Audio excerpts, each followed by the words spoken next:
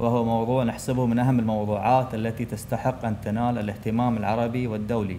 واسمحوا لي أن أنقل لكم تحيات الدكتورة حمدة حسن السليطي، الأمين العام للجنة الوطنية القطرية للتربية والثقافة والعلوم، وتمنياتها لاجتماعكم هذا بالتوفيق والسداد.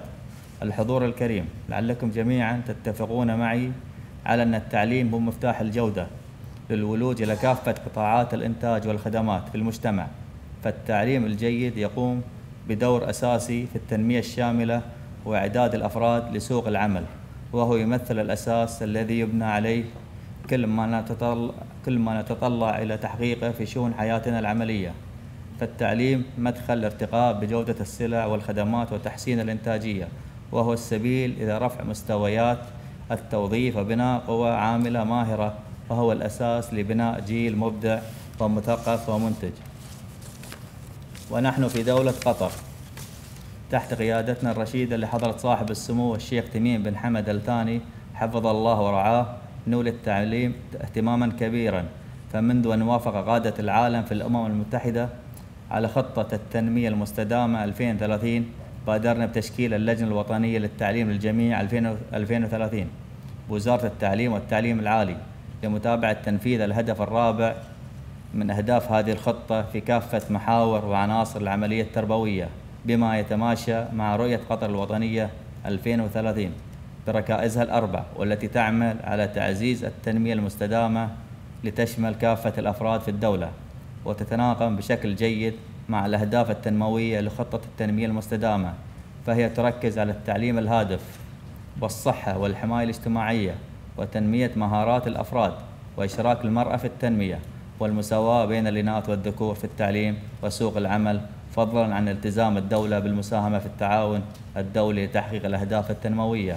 الحضور الكريم، في ختام كلمتي لا يسعني إلا أن أتقدم بخالص الشكر والتقدير إلى مكتب اليونسكو الإقليمي بالدوحة ومديرته الدكتورة آنا بوليني، والأخت الأستاذة الفاضلة موزر مضاحكة ومديرة إدارة التوجيه التربوي.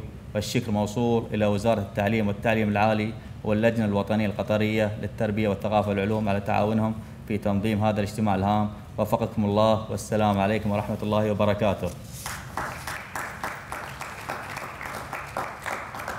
والآن الكلمة مع الأخت موزر مضاحكي مديرة إدارة التوجيه التربوي.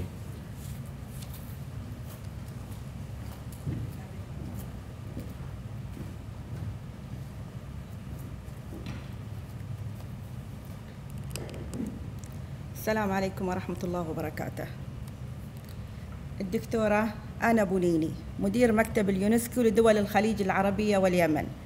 السيد عبد الله الكبيسي رئيس قسم الشؤون العربية والإسلامية في اللجنة الوطنية للتربية والثقافة والعلوم. السادة الخبراء وممثلو اللجنة الوطنية القطرية للتربية والثقافة والعلوم. الحضور الكريم، أرحب بكم من جديد، وإنه لمن دواعي سروري أن أقف بينكم اليوم بمناسبة افتتاح فعاليات الورشة التعليمية التثقيفية تحت عنوان سياسات التعليم، والجلسة النقاشية حول تقرير الرصد العالمي للتعليم. واسمحوا لي بداية أن أشكر لكم حضوركم الطيب، متمنية للضيوف الأكارم طيب الإقامة في بلدهم الثاني قطر، البلد المضياف دائما، وللمشاركين الاستفادة العلمية والبحثية من هذه الفعالية القيمة، فضلا عن تبادل الخبرات العلمية للارتقاء بمستوى التعليم في بلدنا الغالي، وتحقيق الفهم الجيد لمؤشرات أداء أهداف التنمية المستدامة لبناء القدرات الوطنية.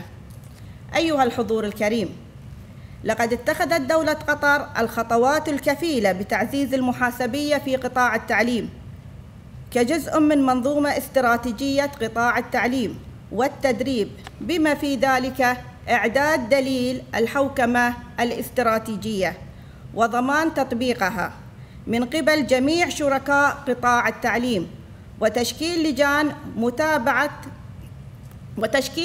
متابعة تقوم هذه اللجان بتقييم جودة التعليم وإعداد التقارير ورفعها للمسؤولين ومتابعتها لتحقيق الهدف منها، وهو التقدم في المشاريع ذات الأولوية في قطاع التعليم. وإننا على يقين من أن إدراج مؤشرات الأداء الرئيسية للاستراتيجية ومؤشرات أهداف التنمية المستدامة في الشبكة الوطنية للمعلومات التربوية لوزارة التعليم والتعليم العالي سيمكن متخذي القرار وفرق العمل من مراقبة تقدم هذه المؤشرات، ونقصد بها مؤشرات الأداء، ومتابعة تحقيق الأهداف بشكل دوري. فالشبكة الوطنية تضم بيانات متنوعة تتعلق بالمتعلم والمعلم والمؤسسة التعليمية وأولياء الأمور، من أجل توفير معلومات وبيانات شاملة عن أداء المنظومة التعليمية في الدولة. السيدات والسادة الحضور، إننا في وزارة التعليم والتعليم العالي نشيد بتقرير الرصد العالمي للتعليم الذي تصدره منظمة اليونسكو بصورة سنوية، ونوليه اهتماماً كبيراً، ونقوم بتقديم وعرض نتائجه من خلال مجموعة من الندوات واللقاءات للجهات ذات الصلة للتعرف على معطياته والوقوف على التقدم المحرز في هذا المجال، مجال التعليم محلياً وإقليمياً ودولياً. وأخيراً أوجه كلمة شكر وتقدير إلى كافة المشاركين والقائمين على تنظيم هذا الملتقى النقاشي الحواري التثقيفي، سائل المولى عز وجل تحقيق الفائدة المرجوة من عقده وفي الارتقاء بمستوى التعليم لما فيه خدمة الوطن والمواطن. شكراً لحضوركم وشكراً لاستماعكم.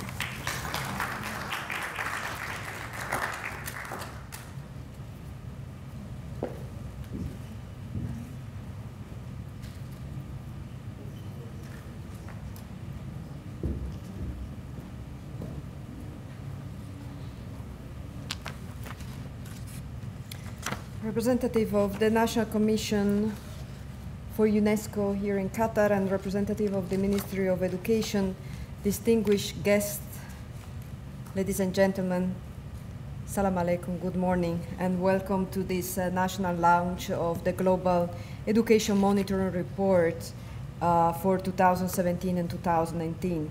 I feel very privileged and also grateful to have with us such a distinguished speakers this morning, and I would like to introduce my colleague Dr. Manos Antoninis, who is the director of the Global Education Monitoring Reports, whose base is in our UNESCO headquarters in Paris, who will highlight and present the results of the report for 2017 and 18. And this will be paired by the presentation by Professor Fernando Reims from Harvard University, which will present this global work of empowering students to improve the world in 60 lessons. I mean, we are extremely privileged, and really thank you very much for being here and spare your time for being here this morning. Well, the Global Education Monitoring Report for this year is entitled Accountability in Education and Meeting Our Commitment.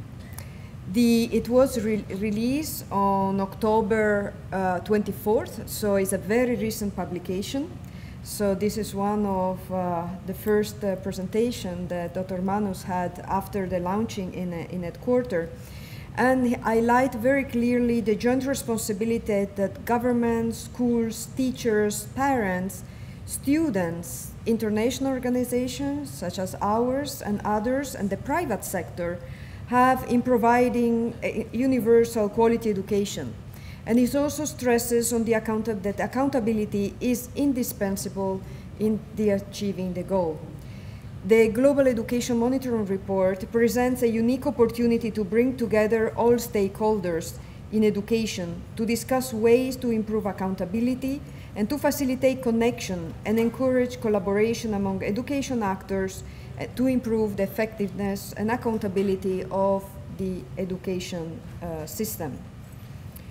The reports in particular highlight how complex the nature of accountability is, and they also provide example as well as performing policy, the surrounding social and political and cultural context, how they all really affect the accountability system of the educational system, and also highlight how much all the actors really involved in the system is part and has part in the accountability. It also highlights that despite the progress that we have seen in education in the past decades through the Millennium Educational Goal, Education for All, and so on, there is still a significant challenge in achieving global education, and in particular in achieving the Sustainable Development Goal number 4. And it emphasizes that achieving the sustainable development, again, is a collective process. Accountability for education does not rest, therefore, on a single actor. Sometimes we all tend to focus on teacher, and if there are no results, we blame them. But it's not only teachers. I mean, the educational system is much more complex, and I'm sure that each of us in the room has a responsibility, and I can say it also from our side. So we will learn from the report the various mechanisms that actually are currently used to hold governments, schools, teachers, parents, students accountable for this. So no approach to sustainability is successful without a strong enabling environment that provide actors with adequate resources, capacity, motivation, and information to fulfill their responsibility. The report calls government in particular to design an accountability for school and teachers, an accountability system, allow for democratic participation in schools, to develop credible and efficient regulations, and as well to make the rights of education justiciable, which is only in 40% case of countries. So governance, accountability, and partnership at all are the art of the framework for action. However, there is a question. Are schools preparing and empowering students to be accountable in education? Well, in the response to this question, and as part, as I said before, of pairing the launching of the Global Educational Monitoring Report, we're very pleased to have Professor Reims with us that will present the result of his research and publication, and will explain how is vital the link between enabling students to be accountable and empowering students. Professor Reimers offers 3 tools to assist students, teachers, and school leaders in educating global citizens. The first is a protocol to design and adapt global citizenship curriculum. The second is a protocol to design a school-wide strategy for global education. And the third is an actual curriculum prototype, a 60-lesson global citizenship curriculum. Empowering students to improve the world in 60 lessons is a guide for educators to prepare students to interact in a world that is steadily becoming more and more interconnected. Well, we will hear from both of them on the results, both of the Global Education Monitoring Report and the contents of the research project of Dr. Reimers. Today, launch, I hope it will stimulate some dialogue around these topics, and as well as will give you some tools and some idea on the issue of accountability and how this is relevant to our context here in Qatar. I hope that today will be a good opportunity for you to interact and also to ask as many questions as possible to our distinguished guests that join us this morning. Thank you very much.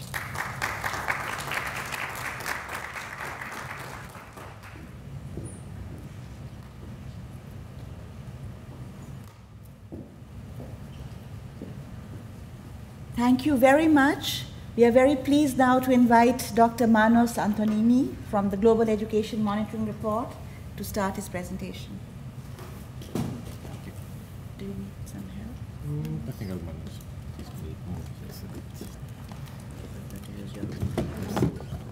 So I use.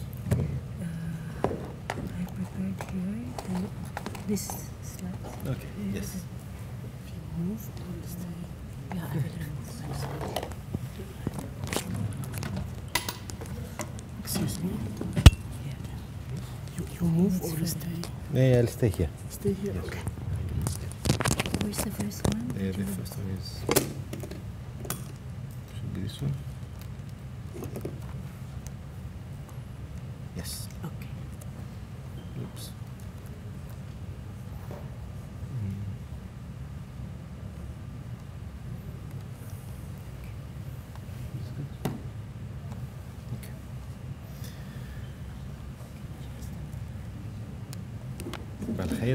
Assalamu alaikum. Thank you so much for giving me the opportunity to present to you the 2017-18 Global Monitoring Report. And thank you in particular to the Ministry of Education for extending this invitation and for hosting us today, and to the UNESCO office here in Doha for doing all the preparations for the last few weeks to make this possible. I think Anna explained already to you what the report is about. 2 years ago, the international community agreed on the Sustainable Development Goals, including a global goal on education. And as part of that, the GEM report was given a mandate to do two things.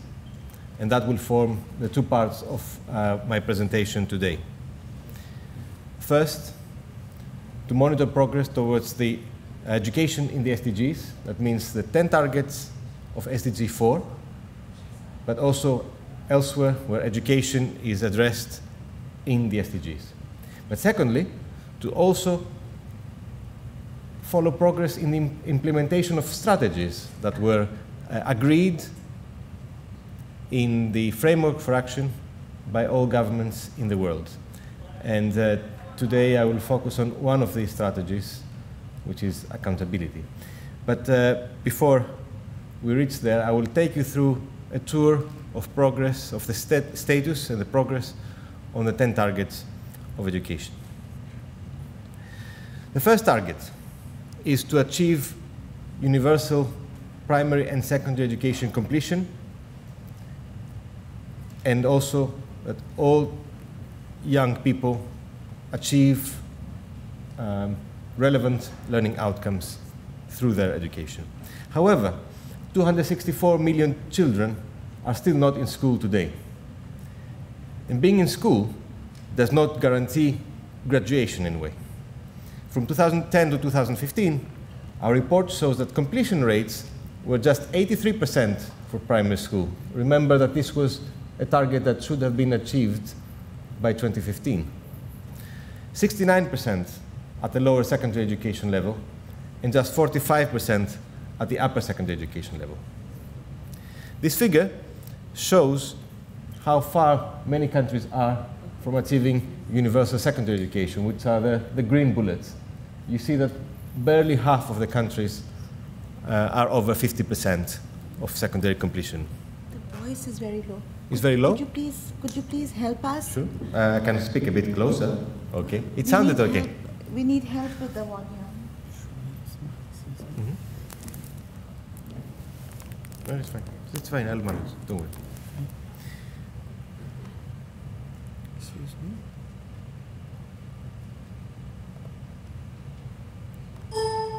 Okay. Okay. I'm sorry. No problem. Talk now, please. Yep. This one? Yep. Sorry. But the measure, the global indicator for ensuring the target 4.1 is achieved is not completion, is that all children learn. Recent estimates, however, by the UNESCO Institute for Statistics show that just over 1 in 2 children of primary school age achieve a minimum level of proficiency in reading and mathematics. And that is an interim measure, because we still have not globally reached an agreement and a consensus of what exactly such a level of proficiency should be. But over the last year, there have been efforts, significant efforts, through the Global Alliance to Monitor Learning to really come closer to such a consensus. We should not forget that in order to achieve universal secondary completion and effective learning outcomes, we need to ensure 12 years of free education, of which 9 should be compulsory. Currently, however, less than 1 in 5 countries guarantee 12 years of free and compulsory education. The second target recognizes the importance of early years of education in providing the foundation for cognitive and emotional development. In 2015, 69% of children were in school or in preschool 1 year before the official graduation, entrance age to primary school. Regional figures range from 95% in Latin America and the Caribbean to a low of 42% in sub-Saharan Africa. But the disadvantaged are being left behind. In low and middle income countries, between 2010 and 2015, the richest 3 to 4 year olds were 5 times as likely to attend early childhood education as the poorest, while those from urban areas were twice as likely to do so as those in rural areas. And the increases in global average enrollment have happened despite the fact that only 17% of countries legally stipulate at least 1 year of free and compulsory early childhood education, which means we have still a long way to go. Target 4.3 is aimed at achieving equal access to technical, vocational, tertiary, and adult education. In 2015, just over 1/3 of students were enrolled in tertiary education. But as this graph shows, large wealth gaps remain in enrollment. In El Salvador, for example, while 51% of the richest fifth were enrolled in some form of post-secondary education, less than 2% of the poorest fifth were doing so. In Mongolia, the respective shares were 67% and 3%. And while more women than men graduate from tertiary education globally these days, fewer women than men graduate with science, technology, engineering, and mathematics degrees. In Chile, in Ghana, and Switzerland, less than 25% of STEM graduates are female. Very few adults who have not completed primary education go back to school. In Mozambique, just 20% of adults had completed primary education, but less than 0.5% were enrolled in formal education. However, in some middle-income countries, like Brazil and Thailand, adult enrollment was much higher at over 4%. Target 4.4 is aimed at providing skills for decent work. However, finding skills which can be really monitored globally and in a comparative way is quite difficult if you consider how diverse the different labor market contexts are. Therefore, this target focuses on indicators related to ICT skills and digital literacy. The global indicator on skills for work refers to self-assessed computer skills. Most adults in low and middle income countries do not even have basic computer skills. This figure shows the percentage of adults with computer skills in different countries. On the left-hand side, you see low-income countries, and on the right-hand side, high-income countries.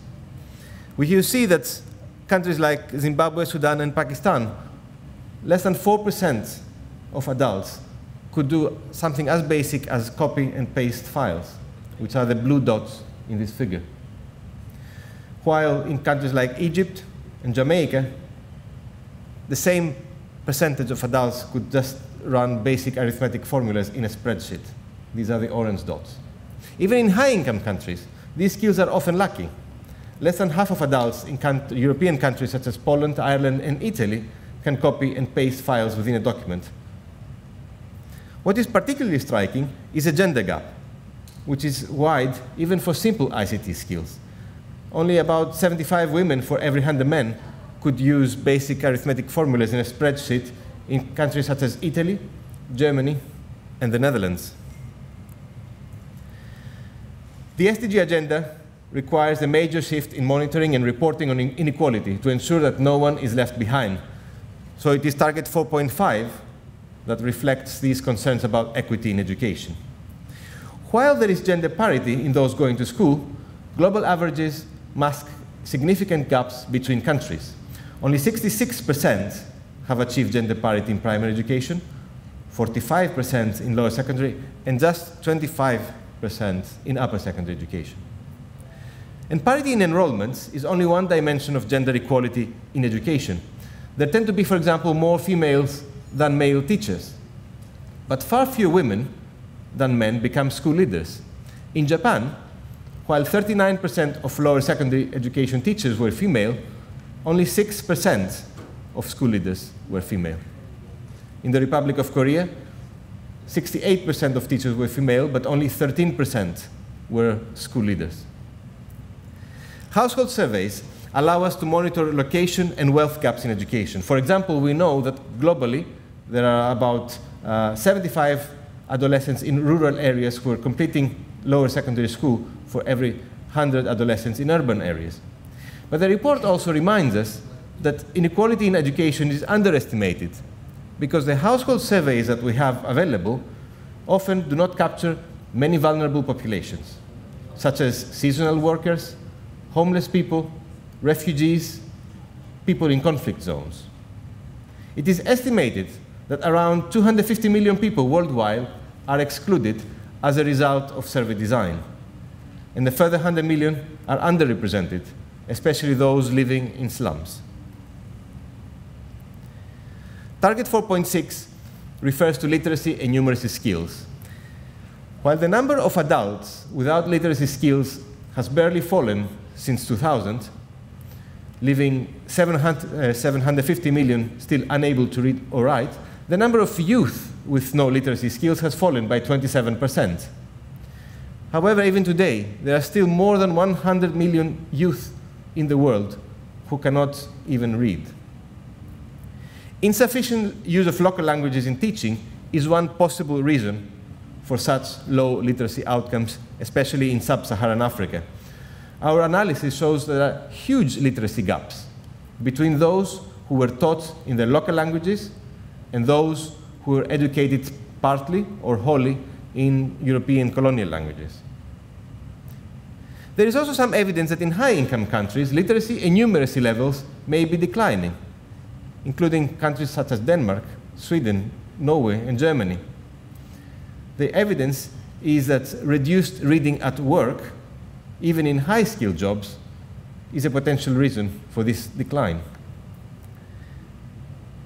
In high-income countries, we also observe interesting gaps in literacy skills between men and women at age 15, when you look at the well-known PISA survey of the OECD, where Qatar is also taking part.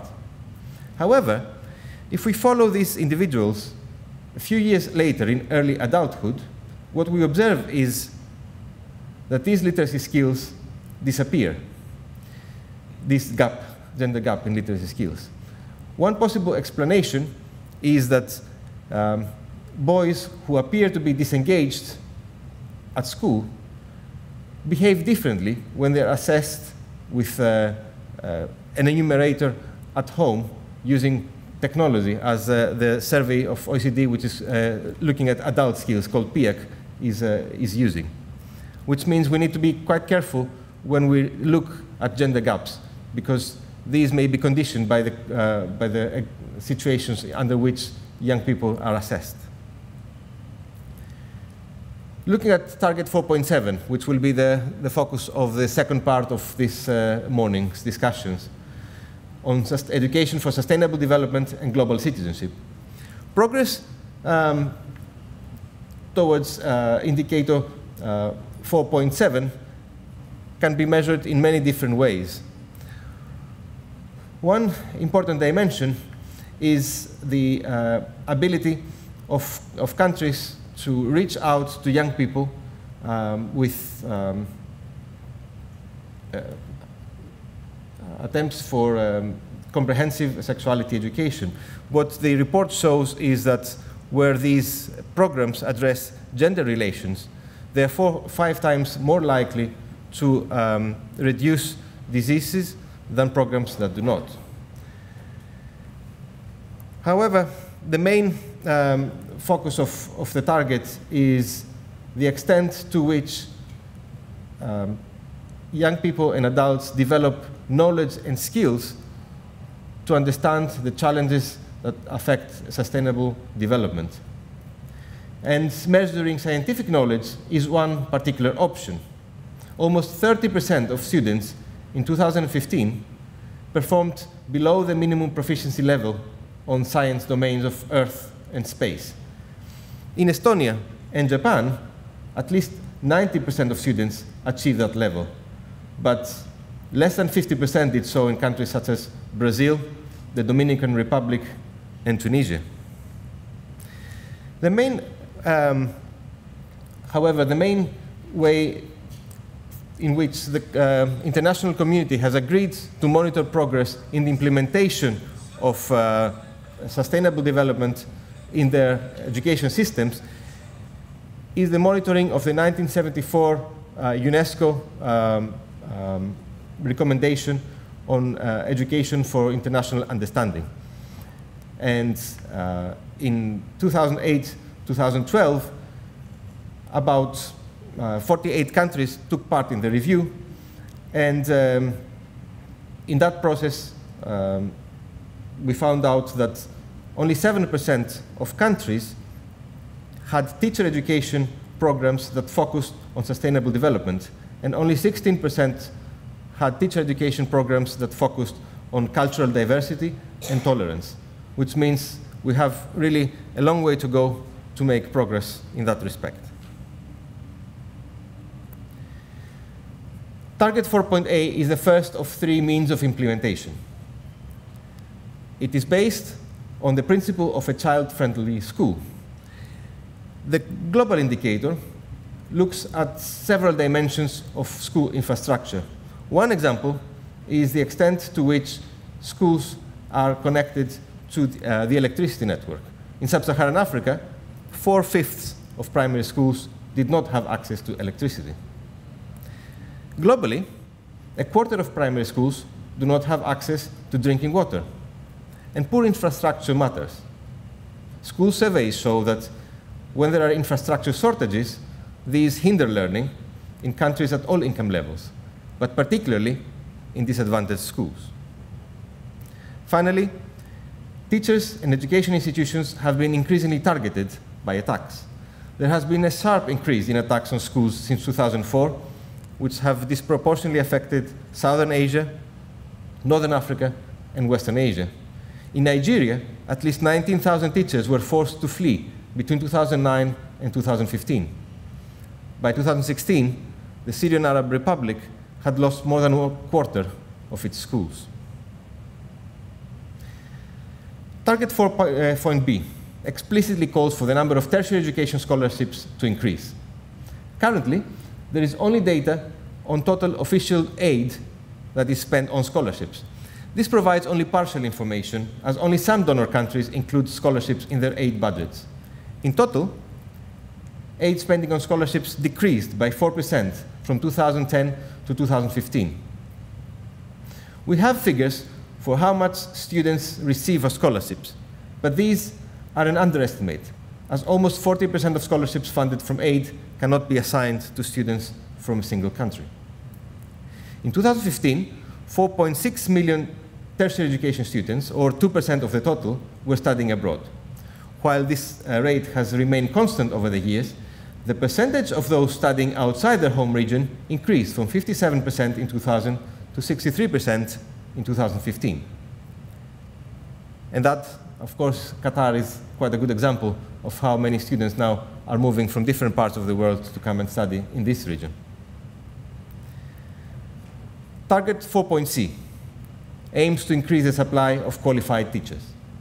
Globally, 86% of primary school teachers are trained, but the proportion is lower in Southern Asia, 77%, the Caribbean, 70%, and Sub-Saharan Africa, just 62%. Even so, major difficulties remain in comparing definitions of what makes a trained teacher across countries. There are big differences in what are the minimum requirements to qualify as a trained teacher. And a lot of work needs to be done until we have a properly comparable measure. Strikingly, while there has been a positive trend in increasing the supply of trained teachers, in many Sub-Saharan Africas, the percentage of trained teachers has decreased since 2000, including countries such as Eritrea, Ghana, and Niger. And that is often down to the fact that many governments, in order to save costs, have hired contract teachers who are not prepared. There are many other indicators under the teacher target. One of them focuses on teacher salaries. However, information globally is quite scarce. Where such data emerge, significant gaps are revealed. In OECD countries, primary school teachers, for example, earn only 81% of what other full-time working professionals with tertiary education are earning. Education, as I mentioned earlier, does not only appear in SDG 4. It also appears in other targets, and the report is making an effort year after year, especially last year with our report that focused on the interrelationship between SDG 4 and the other SDGs. But every year we cover some of the other SDGs. This year we had a particular look at health, and we look at two dimensions: the extent to which education is a key input to building professional skills in the different sectors, and secondly, the extent to which education can help improve and accelerate the achievement of other targets. Looking at the first issue, there is a global shortage of 17.4 million healthcare workers.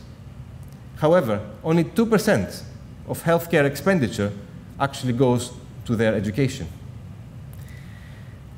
Looking at the effect of education, education is critical in health for fighting not only communicable diseases, as we have tended to focus, but also non-communicable diseases. Tobacco is a leading cause of preventable deaths worldwide. Those with no formal education are more than 6 times as likely to smoke as those with at least secondary education in low and middle-income countries. However, it's not only about formal education. Informal education can also affect smoking habits.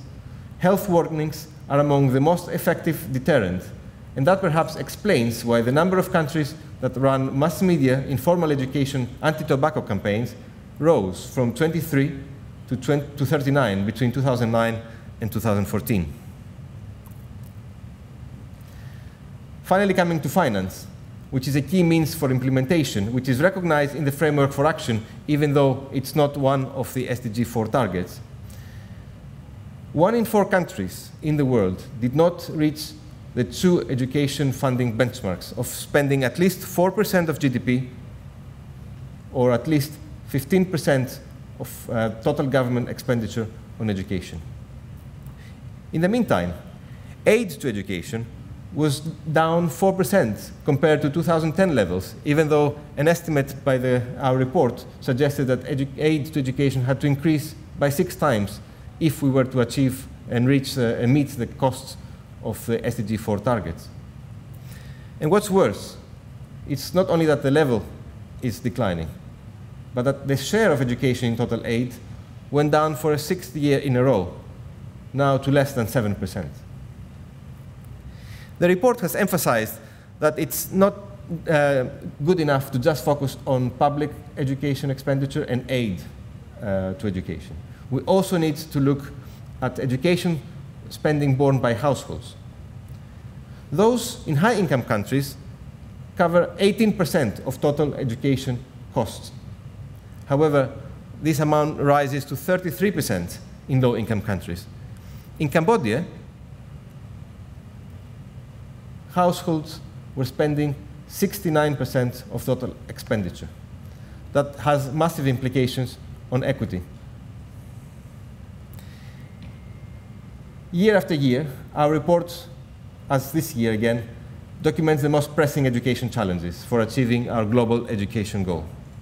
And as these challenges are exposed, governments often look to accountability as a possible way forward.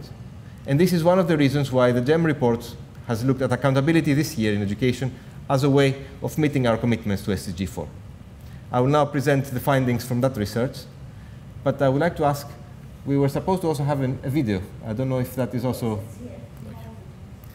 because accountability is quite a complicated concept. So in order to, musala, of course in Arabic, but it's on the screen. And in order to help you introduce to the subject, we have prepared an animated video that will give you an overview of the various approaches.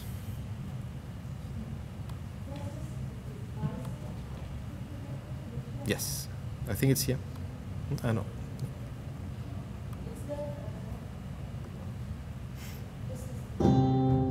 All countries have committed to achieve equitable quality education by the year 2030. Governments are responsible for achieving this goal, but others have responsibilities too. Schools, teachers, parents and students, international organizations, private sector. Unfortunately, the challenge is large.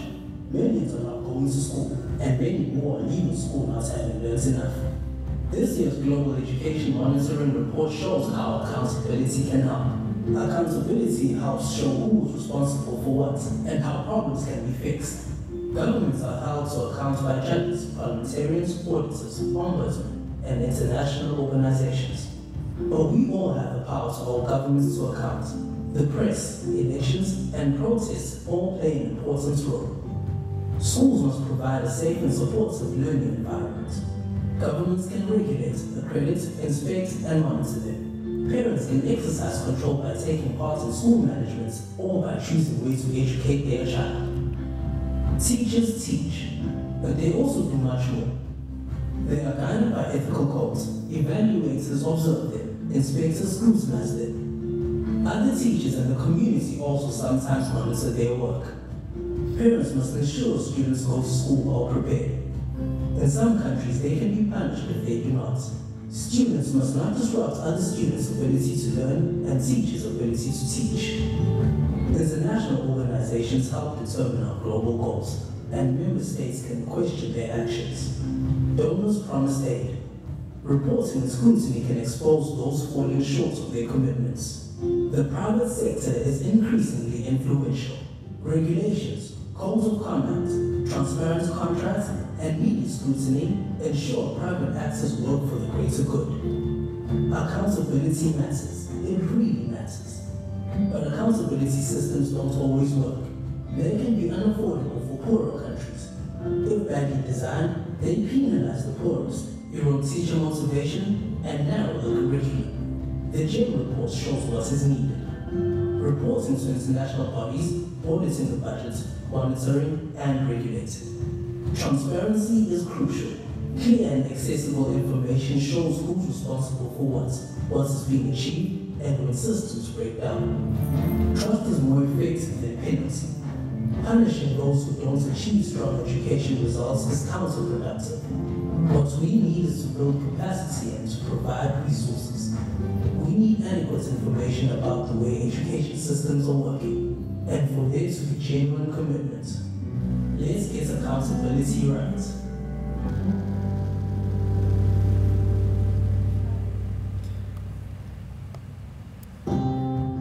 All countries are committed to achieve equitable quality education by the year 2030. Governments are responsible for achieving this goal, but others have responsibilities too. Schools, teachers, parents and students. Sorry about that. There was a second video.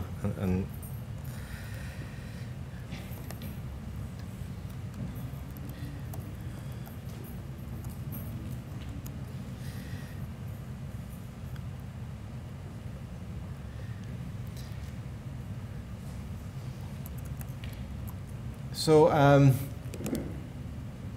you probably understand, our report is quite a big one.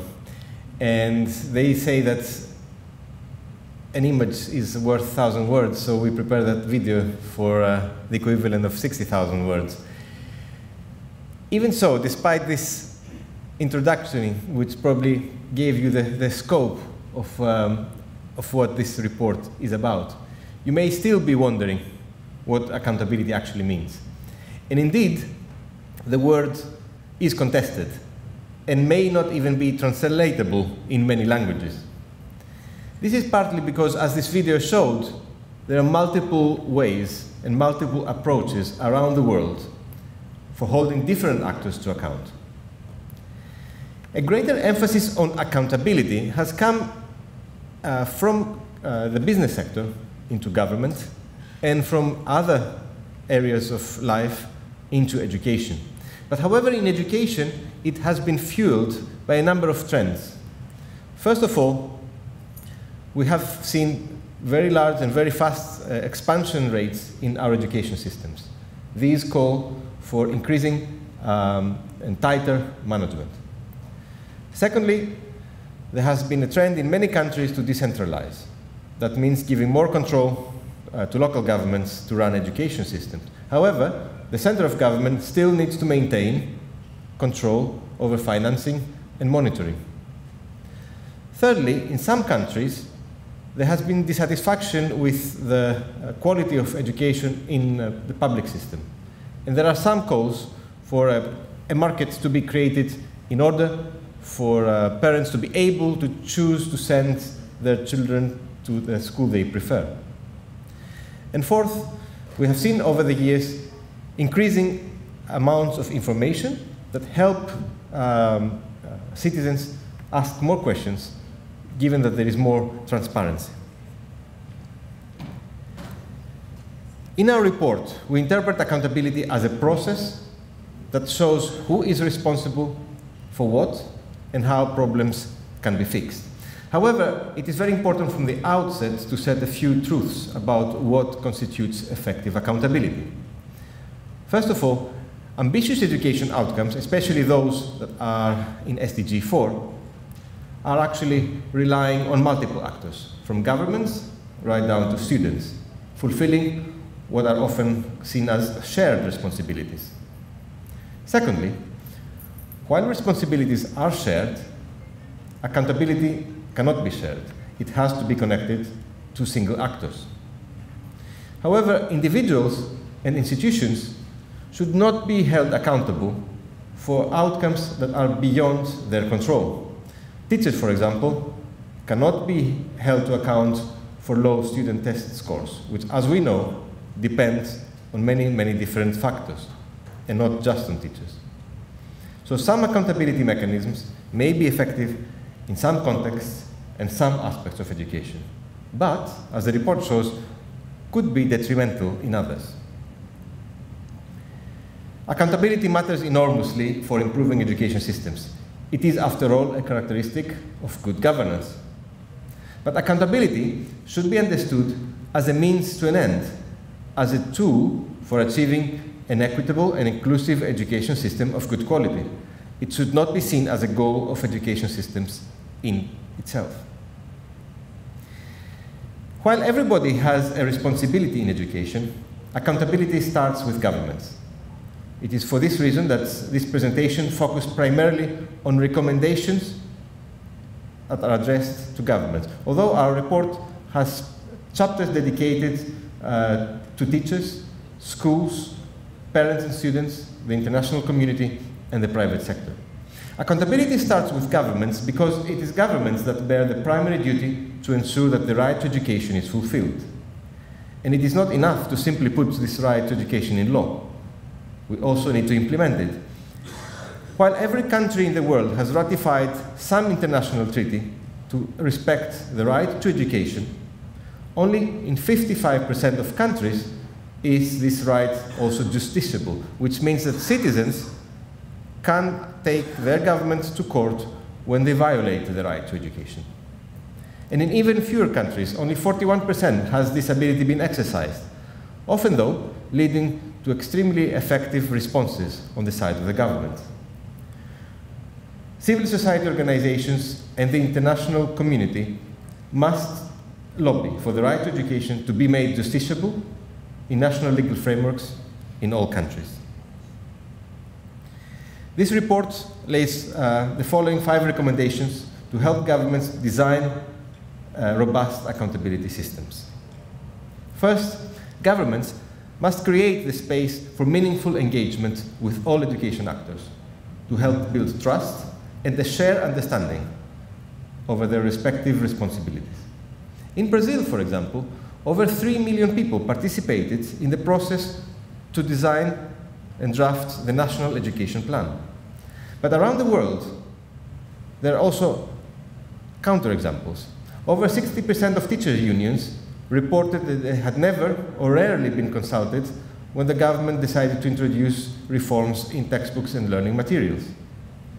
Governments should strengthen the role of formal representative institutions, such as parliaments, by promoting their processes and building their capacity. In the United Kingdom, a very strong parliamentary committee means that education policy recommendations education policy changes tend to follow precisely the recommendations of this parliamentary committee. The second recommendation is that a credible education plan with clear lines of responsibility is the basis for accountability. We cannot hold people accountable if we don't know what they are responsible for. In addition, resources to implement the plan should be allocated through transparent budgets that can be fully tracked. Where budgets are not sufficiently transparent, or where those who are supposed to help scrutinize them do not have the skills to do so, the role of civil society has been very, very important. In Chile and the Republic of Korea, citizens can make suggestions online in order to attract the auditor's attention on specific issues.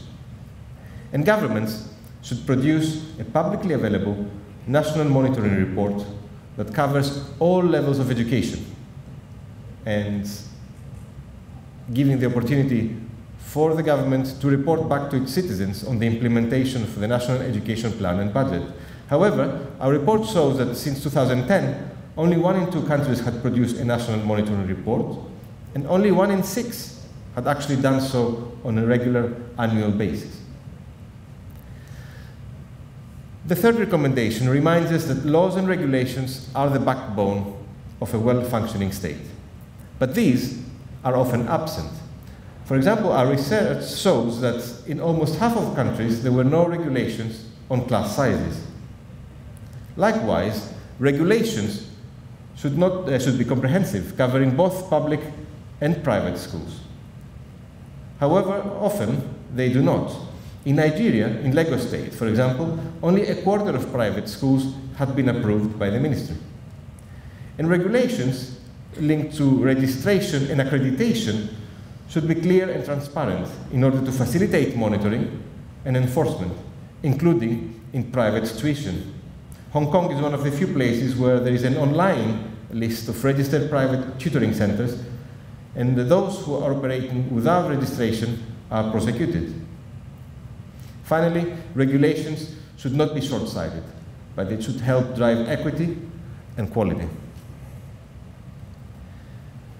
The fourth recommendation reminds us that there is a growing tendency, especially in high-income countries, but also increasingly in many middle-income countries, to use student test scores to sanction schools or teachers.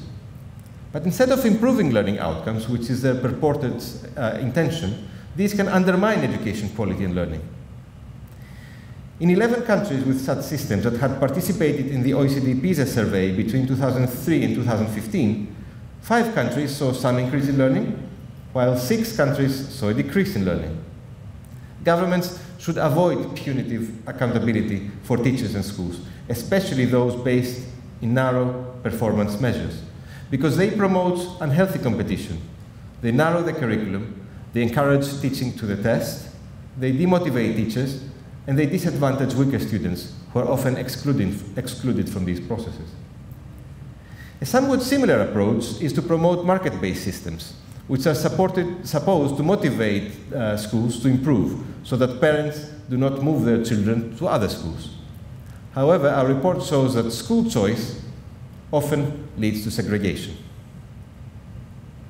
A final recommendation on the design of accountability is that governments should allow for democratic voice, protect media freedom, and set up independent institutions for citizens to be able to voice their complaints.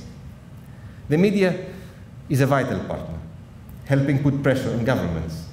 They publish investigative stories that expose corruption or channel interesting research findings and analysis. They also provide information to people that have limited access to it. In Uganda, the government ran a newspaper campaign to publish information on school grant disbursements. As a result, schools that were closer to a place that was selling newspapers were more likely to receive the full amount of their grant.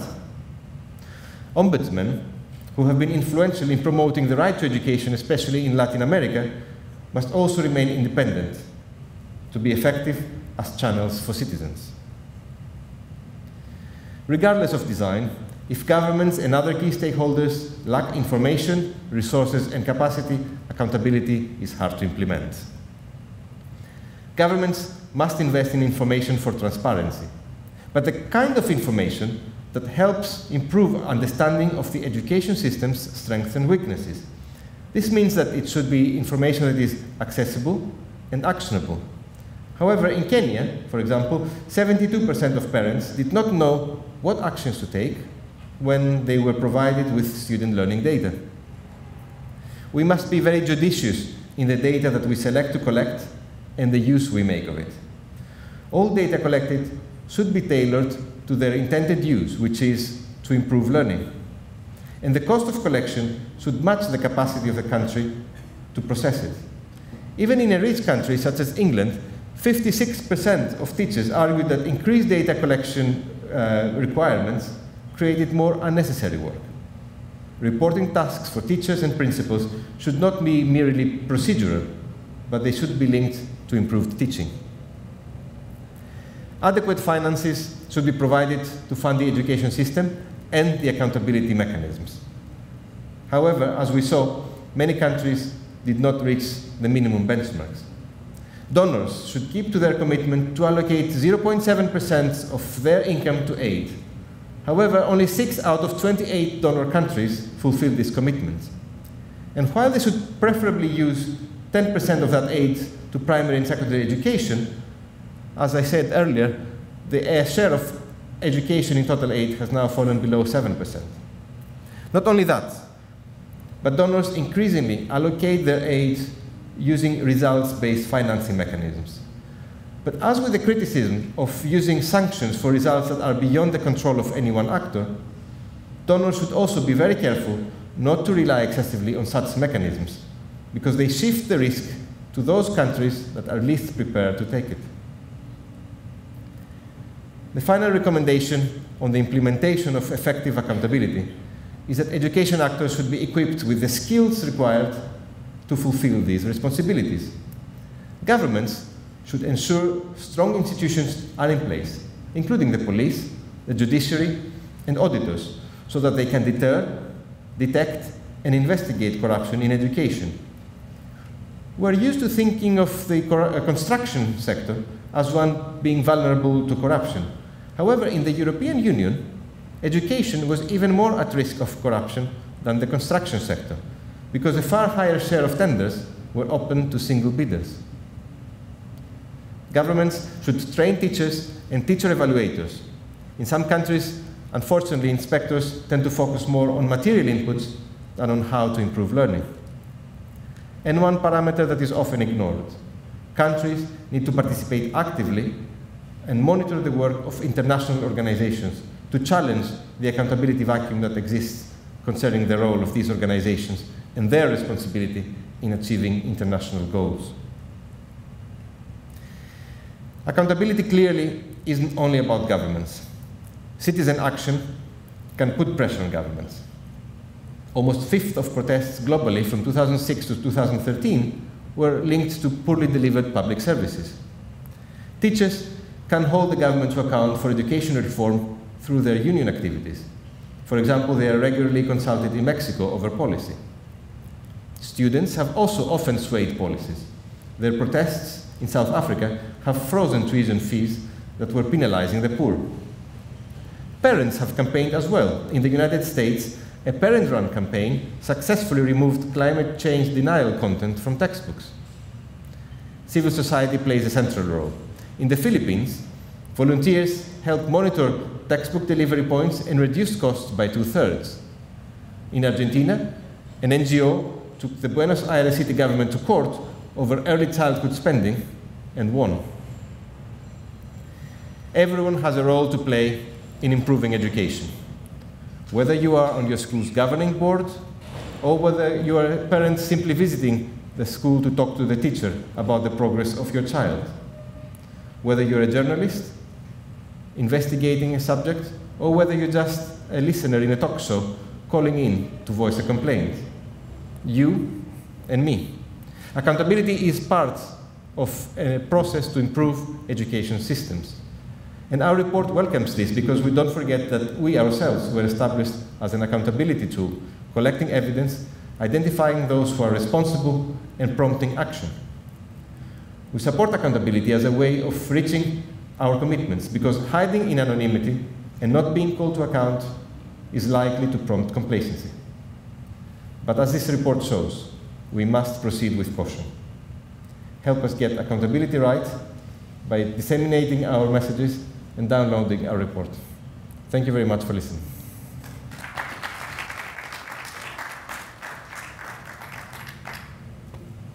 Specifically the case of results-based financing in aid to education. I think you probably heard me saying that as a principle, we can only hold people to account for things that are within their control. And that means for actions that they have committed to take and decisions that they're expected to take. But the results of these actions are often outside our ultimate control. And when we try to hold people to account for these results, we run into a number of risks. You probably heard me saying in the case of classrooms, if we hold teachers and schools to account for the ultimate result of improved literacy and numeracy outcomes, then we run into a number of problems. And I will come to aid later as a specific example, but as a principle, I would like to explain that a bit more. An example that we look in particular is the United States, where there have been a number of attempts to enforce accountability for results. So what has happened is you need to define what is a precise result. And by definition, an education system does not only deliver literacy and numeracy, it delivers a much wider set of education outcomes for which are very dear to us. But many of these are not really measurable, not at least in a straightforward way. They're measurable and their teachers can monitor them on a day-to-day basis in the classroom. But if you want an external actor to come and tell you whether you're achieved, then some of these broader education outcomes are not really easy to monitor. So what happens as a result is that you focus on a very narrow outcome, which is a performance in some examination in reading, language, or in mathematics. That has a number of risks. First of all, as I mentioned earlier, teachers are being forced, if their future career, for example, depends on performance in these measures, they're increasingly focusing on how to help students pass this hurdle. And we know that in the United States, a number of problems have come as a result. Often, schools begin excluding students who are less likely to succeed, because they don't want their school to be characterized as having a higher percentage of failing students. Or they may focus on those students they think can pass the test. And in addition, they will focus increasingly on those parts of the curriculum that are linked to the test. So increasingly what happens is that the whole essence of education is corrupted. It is also very difficult to link, in the case of teachers, the results to an individual teacher. We have increasingly very, very sophisticated mechanisms that collect data and can actually tell you to what extent individual teachers are effective or schools are effective. These are very, very costly to implement. Maybe they have been tried in some of the most richest countries with the most sophisticated information systems.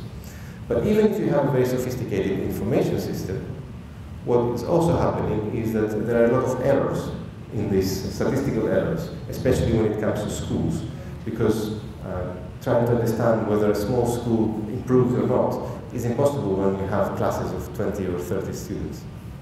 So it's inevitable that you do errors and you add stress to the system that is really becoming counterproductive. So I made this diversion just to tell you that, explain that focusing on results is of course essential, because a system that does not have a results orientation is bound to fail. But from a results orientation to actually using these results to penalize individual actors in the system is a very different process. So coming to the case of aid to education, this idea of using results to administer aid is quite counterproductive. We don't have evidence whether it works or not, and we don't produce ourselves evidence that it doesn't work. But we urge caution to donors who now, instead of delivering aid on the basis of an agreement with a government in a poor country, they say that they will only administer aid if the country achieves a particular result, which again can be, for example, a very narrow result, such as a particular increase in pass rates in an examination. We believe this is a very dangerous approach, because aid to education needs to have a number of characteristics that all governments agreed a few years ago with the Declaration of Paris on aid effectiveness. Aid needs to be predictable, and donors need to be mutually, donors and recipients need to be mutually accountable. However, if you have, you prefer to use the other microphone? I see. No, sir. Still need to use this one, then this one for the translation. Okay. So, for example, if you have aid administered, delivered only on the basis of results, then you violate one principle of education, of aid, which is predictability. Because a government cannot engage in a reform when it does not know whether it's going to receive the aid that was promised. The second principle that you violate is that of ownership. Most governments that receive aid do not have such accountability mechanisms in place. They have their education plan and they have their mechanisms of trying to ensure that these are implemented, but they don't have accountability mechanisms that are results-based. So you violate also the principle of ownership, because the government would never have followed such a process. So, and then we should not forget that by shifting the risk from the donor to the recipient government, you also impose a burden on the country. At the same time, as we probably saw, donors are not fulfilling their own commitments, which was to increase aid and ensure that the aid is sufficient to help us achieve the SDG 4 targets. So there are a number of issues here, and the report goes into more detail, that urge caution and tell us that we should not be focusing on results when it comes to fulfilling our responsibility to help the poorest countries. Please, yeah.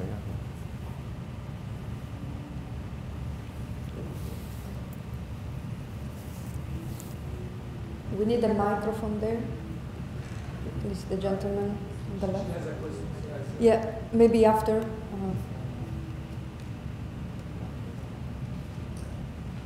Maricel, can you please help with the mic?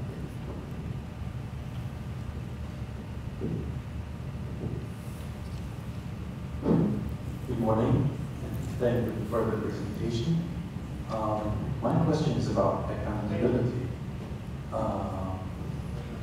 As we all know, in education, results or impact appears after so many years, 5 years, 10 years, and after implementing, a project or a policy or something. How can you hold people accountable after so many years, and we all know that things change during this long period of time? I know you said accountability is not penalizing people, but what's accountability in this case? I think you simply are adding another argument why accountability for results in education needs to be approached with humility and caution.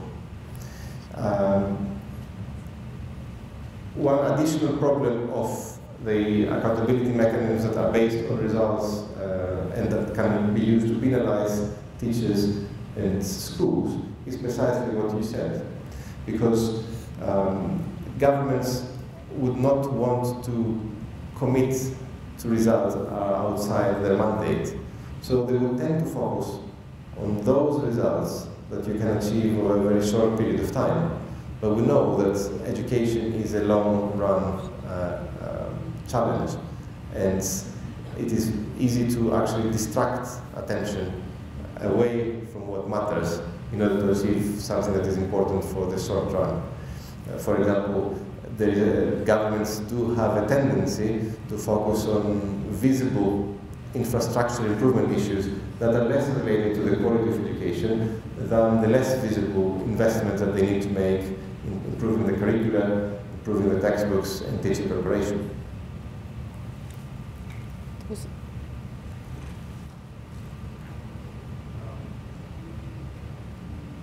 Hi, good morning. I'm going to follow up on the exact same question. Let's take a specific case. So, accountability for governments, you're saying they need to meet certain thresholds in terms of financing. Easy to observe, easy to measure. Accountability for donors, thresholds for financing. Easy to observe, easy to measure. Let's take two specific examples. You have a 9th grade student who you've identified as reading at a 3rd grade level. Who's responsible, and what can be done about it? A second example, and this is acknowledging that most teachers are committed and well-meaning and serve their communities and are wonderful teachers. Take a teacher, a specific teacher in a specific school who is not doing their job, they're not teaching well, they're not performing well. What mechanisms in what you propose in your accountability would you suggest that could identify and replace that ineffective teacher? Thank you. It's a critical question. The report by no means suggests that accountability mechanisms should not be used. I think I was quite clear in saying that we should avoid using punitive measures for results that are beyond the reach and beyond the control of any individual actor. But a teacher who is absent from school because that teacher is responsible for not being present in school, because there are also the other cases of absenteeism, because there is a tendency to, let's say, present a problem of absenteeism as just a teacher problem, whereas the report has considerable evidence that in most cases the highest percentage of absenteeism is explained through poor management of a system. It's because schools are closed, it's because teachers are being sent for training without replacement, and so on and so forth. But to the extent that teachers themselves are responsible, yes, we need accountability mechanisms. Then there are regulations, and governments need to be in a position to implement them.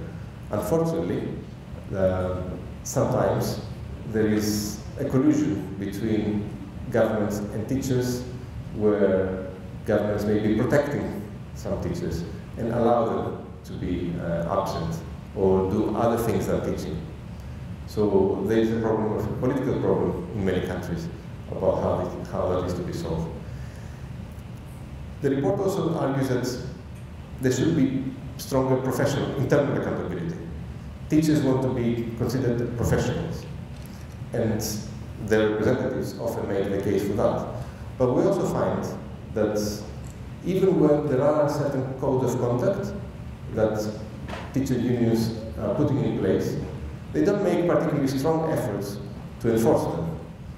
We found out that in most cases, teachers are not even aware that these codes of conduct exist. And therefore, we also call on unions. As I said, they focus in this presentation on government simply because it's, the material is very extensive. But we also make a call for teacher unions to be far more serious about really enforcing the professional regulations that they try to. Now you asked me about also about students. Who is responsible for the fact that so many millions, hundreds of millions of children do not learn? There's no easy solution, and I think that's a key message of the report. That's why we try to urge caution away from simplistic answers that it is just the teacher's problem. A child that arrives in school, because I mentioned that more than 1 in 2 children in the world do not reach minimum proficiency levels. In sub-Saharan Africa, it's close to 9 out of 10. And we mentioned one fundamental problem in that region, which is that most children are being taught in a language they don't speak at home. So there is there an issue of accountability for governments that increasingly in sub-Saharan Africa are trying to introduce home language, language of instruction policies, but have not really implemented these to the end. So, for example, they have not developed the relevant teaching and learning materials. They have not empowered teachers, improving their teacher education programs so that the teachers feel able to teach in the home language. They have not made campaigns to engage and encourage parents to accept that being taught in your home language is actually better. It does not exclude you, but actually can, in the long run, improve your learning outcomes. So there are a lot of steps that need to be taken, and all we're saying is don't just blame any individual actor for issues of that fundamental importance. So many questions. So the gentleman here, then the lady in the back.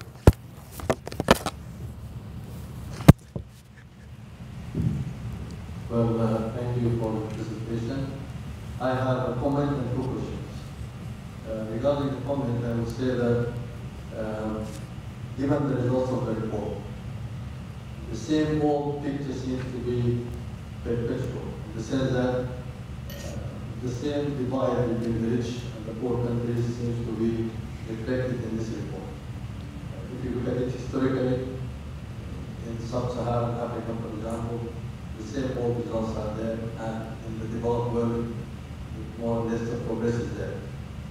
Now, regarding the first question that I would like to ask, the fact that given the level of analysis, which is a global one, and the report seems to be reflecting the overall and painting the overall picture, this may not do justice to the actual national and sometimes regional level within different countries. So that's why it's very difficult to own up some of the results by specific individual countries. And the recommendation based on these results may not be directly applicable to individual countries and so unless we substantiate the global report with national level report, which will really do justice to the locality, to the peculiar aspects of the situation. So is there any intention to link up the global report with national level or regional or even regional level whereby the peculiar size of the situation is reflected? And the second question is about accountability. And I agree very much with Dr. Nali's perspective in the sense that we hold people responsible and we hold them accountable. But the issue which is missing from my perspective is the capacity side. If you hold someone responsible or accountable, we need to understand the capacity of that body or that person. So let us get capacity building right in the first place so that we can hold people accountable. And if you could answer the two questions, simultaneously, that would be better. Thank you. Thank you. The first question is the constant question we face in this report. The report is a global education monitoring report, and we face calls year after year to make it more relevant at the regional or national level. That, of course, is an impossible ask. However, I would urge you to open the report and see. I mean, it's not really possible in 45 minutes to go through the depth of examples that you can find. But for example, we have an annex on accountability where we have about a dozen different indicators which show where different countries are in terms of some selected areas of accountability in their education systems. It is not easy, but we feel that we have managed to pull some common threads that link the accountability issues and make them relevant across the world and not just in some parts of the world. On the issue of capacity, as you saw, the third recommendation on effective implementation was precisely on the issue of capacity. And we mentioned some particular examples, but essentially the recommendation there was also a cautionary remark, because there is, as I mentioned, a push to introduce accountability from the business sector to government, from other sectors to education, but I should have also added from richer countries to poorer countries. But that is often an unrealistic expectation, especially when it comes to issues of data. Yes, you need data that are very refined and very thorough in order to be able to build robust accountability systems. But very few countries can actually afford to run such systems because they require not only financial costs, but especially costs related to the human resources, the skills to be able to interpret data, to analyze them in the first place, and then to interpret them, to channel them to those who take decisions, and for those who take decisions to also have themselves the skills to translate those into things that they need to act upon. This is often, I think we're often being particularly optimistic that all these capacity constraints can be resolved. And that's why we urge for caution that one needs to take things a step at a time. And we, for that reason, our recommendations are generally aimed at urging countries to open up, to make efforts to build their institutions so that they can report back to their citizens. If you notice, the key recommendations were a country should have a plan with a budget that is transparent. That doesn't necessarily take too much capacity. It's primarily a matter of political will. Being able to prepare an annual report on how a plan is being implemented and whether it's achieving results is also primarily a matter of political will. It's not so much a matter of capacity. So capacity is going to be built a step at a time, but it should not be constraining a country from introducing accountability mechanism in the first place.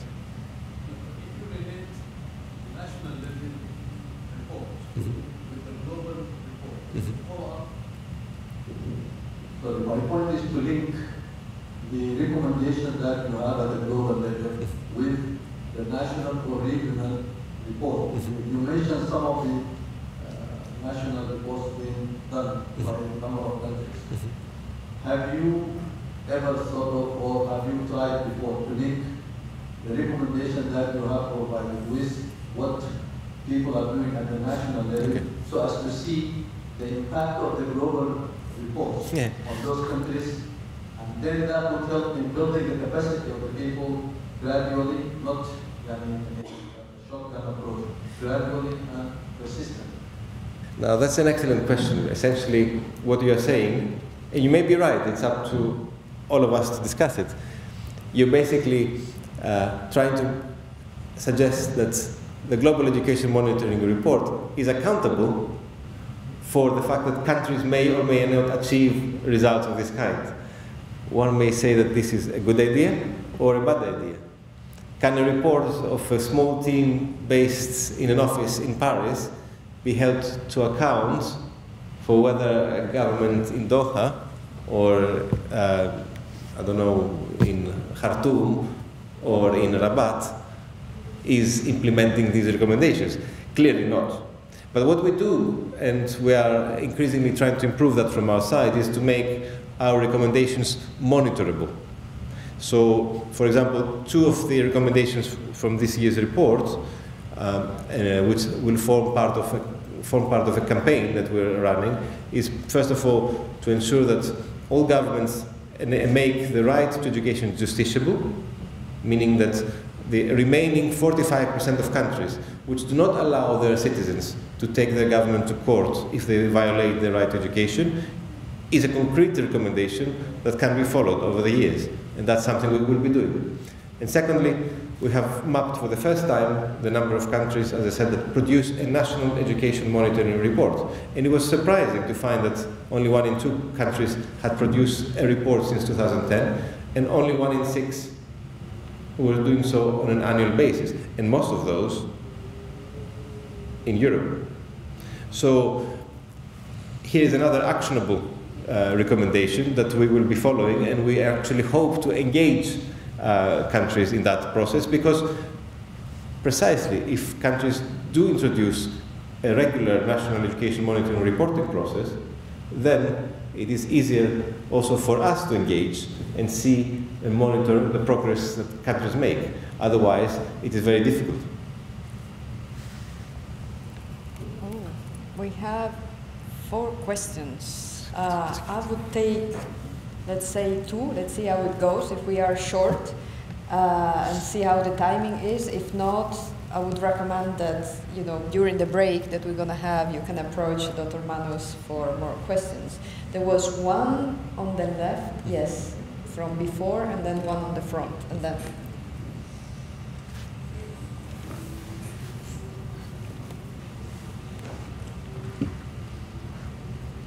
السلام عليكم.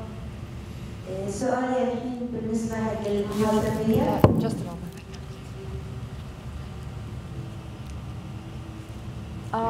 The translator cannot hear.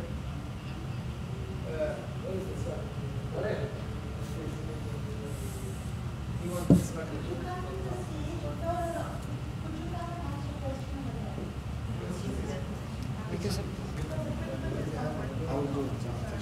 You didn't interpret, yeah. Okay. شكرا. تفضل استاذ. No. تفضل. She can. اسألي سؤالك مو مشكلة، أنا بترجم. You can speak in Arabic and. أي بالعربي. أفخم شوية لكن. أوكي. اسألي سؤالك استاذ. So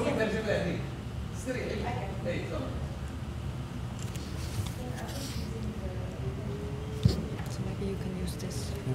That's okay, I'll just whisper. But maybe there are others Then in they will the. know from the answer, because anyhow all the questions are not understood in Arabic. سؤالي بالنسبة للمحاسبية. As for the accountability, اليونسكو ممكن تحاسب the UNESCO can hold the governments accountable, ministries, and the ministries hold the principals accountable, hold the teachers accountable, and the teachers, they put all responsibility on students. I've noticed that if we want anything from any student, we should qualify them. We don't have, time management courses. We don't have difficulty management or crisis management courses. So the student, if he has problems, psychological problems, and he will be he will be able to do anything. Time management. We ask them to research, to meet the objectives and have the activities done. And there are blocks, or they are only assigned for periods of classes or lessons. But other than that, he is assigned to do it alone. Otherwise, he will not be given on any marks or any scores. So it's everybody is putting the pressure on the shoulder of the student. So we want partnership. When we speak about partnership, it should include everybody. So for the students, we look at their needs. Could summarize. Just give a summary, the interpreter could just give a summary for those who don't speak Arabic. From the answer, they will. Yes. Yeah. Okay. Maybe we could take also the other question, so that I can answer both. No, so, Good morning, Dr. Thank you for this very insightful presentation. Accountability has been an interest of mine, and the presentation answered a lot of things that I'm wondering about. And I have two short questions. The first one, I'm really interested in knowing how accountability could be implemented at the government level, institutional level. There are so many mechanisms out there for models for mapping accountability, but what is the secret formula for actually implementing it and making these mechanisms work? So you mentioned something earlier, which is political will. So this is, I think, but there are other elements that make accountability implemented successfully at the government level. The second question is using, for example, annual monitoring reports that target tracks different measures on how these, for example, schools or people held accountable achieving these goals, but with measures narrow people's focus towards only focusing on these things, quantifiable measures, developing other important things, or maybe leading to them manipulating systems, and would the culture of the community be the answer to addressing such, for example, practices? And would accountability flourish in a culture that promotes trust, mutual trust, responsibility, and transparency? And how can government stand for that, knowing that this is a mutual or a very broad responsibility? There are only on government. Thank you very much. So the first question, maybe I should correct a little bit the idea that accountability goes from top to bottom. I think I tried to use several examples that work in the opposite direction, that other actors have the ability to hold government to account looking upwards. So it doesn't necessarily mean that accountability goes from top to bottom, it goes also bottom up. And that's, I think, the dimension we pay particular attention to. As to the question whether, and of course, for example, UNESCO does not hold governments to account. That's also important to mention. If anything, governments hold UNESCO to account, because UNESCO is an organization of intergovernmental organization, and you have governance mechanisms where countries get together on a regular basis, expect UNESCO to do certain things or other international organizations, and if they don't, then they voice their complaints and urge the international organization to improve. So actually it works the other way around. Governments are only accountable to international legal treaties that they have signed up to. for example, human rights treaties, and they are accountable. And that's why the international legal documents are very important, because they are the only ones that can really be used to hold governments to account from an external point of view. But to come to your question about students, in fact, the report at no place does it say that students are accountable for learning. Students are responsible to themselves, maybe to their parents, but they're not accountable in the sense that they don't have an obligation, they only do that for themselves. Students are only accountable for two things: their presence, their attendance, which maybe they're less so when they're little children, but as they grow into adolescence, they have more responsibility and therefore accountability. And they're also accountable for their behavior, because they need to behave in a way that is not an obstacle for the learning of others, and not an obstacle for the teachers to teach. And we know there are many cases in the world where there are, for example, high rates of violence, school-level violence and bullying. And there are school codes of conduct that, in theory, should prevent such behaviors from happening. So it's only in those contexts that you can say that a student is accountable. But the student is not really accountable for their own individual learning. They're only answerable to themselves if they want to learn or if they want to improve. I understand what you say, though, that in systems that are driven by results and teachers' careers or schools' futures depend on the performance of the teachers, of the students, then that adds not an accountability, but adds a burden on students that should not be there. Because a school environment should not be a competitive environment that adds pressures that are irrelevant to their learning. I hope that answers the question and makes it clear to those of you who did not listen to the question. You raised fundamental issues of what accountability is about. And in fact, there is a challenge with trust, responsibility, and accountability. What we often see is that in societies that do not have enough trust, then there is a tendency to introduce accountability mechanisms, because we don't trust that those who are in a particular position will fulfill their responsibilities. But the more you introduce such mechanisms, and the more tighter and narrower performance measures you introduce to hold them accountable, then the less trust the more the trust is eroded. Again, looking back to the example of the United States, we saw examples of massive cheating and lower confidence of teachers and less belief in their profession, in their vocation.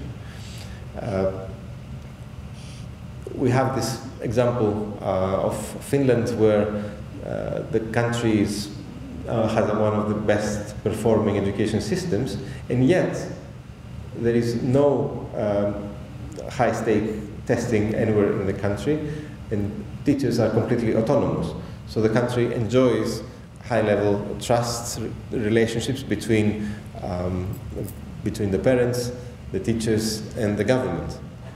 Now, can you expect that to happen in every country? No. As you said, unfortunately, there's no golden recipe of what would work in terms of accountability mechanisms. And that's, the report makes very clear that it is really context specific, and every country needs to find its own way that would really serve the purpose of helping to build trust and helping to ensure that the education system is results oriented and everybody works jointly to achieve these desirable outcomes. Now, I understand some of the recommendations you probably figured out for yourself do not always apply. And there are no golden rules. I mean, even the way decisions are taken. In some countries, they're taken openly through wider participation. In some other countries, they're more directed.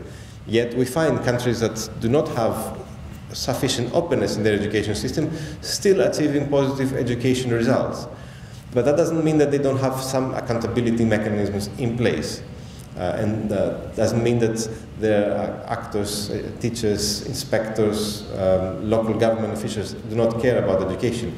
But one needs to adjust these demands to the context of different countries. Well, thank you very much. We have 15 minutes break, and I encourage you, and I'm really very sorry to cut the conversation short. That was very interesting, but we have a further presentation later on. So I encourage to approach Dr. Manos for further questions. 15 minutes break, and then we come back for the next presentation. Thank you very much. Thank you. Super interesting. I'm really sorry for the number of... Does that work? Fantastic. How about if I only use that? No. All right, I use both. There you go. I have no problem carrying these. I don't need to carry this one. Are you sure? No, no, you cannot hear me if I speak with this. No, they don't hear me, so I will carry that. It's not a problem. So I was saying, the first person on record to put forth the notion that part of what makes us human is the capacity to identify with every other human being, was a slave.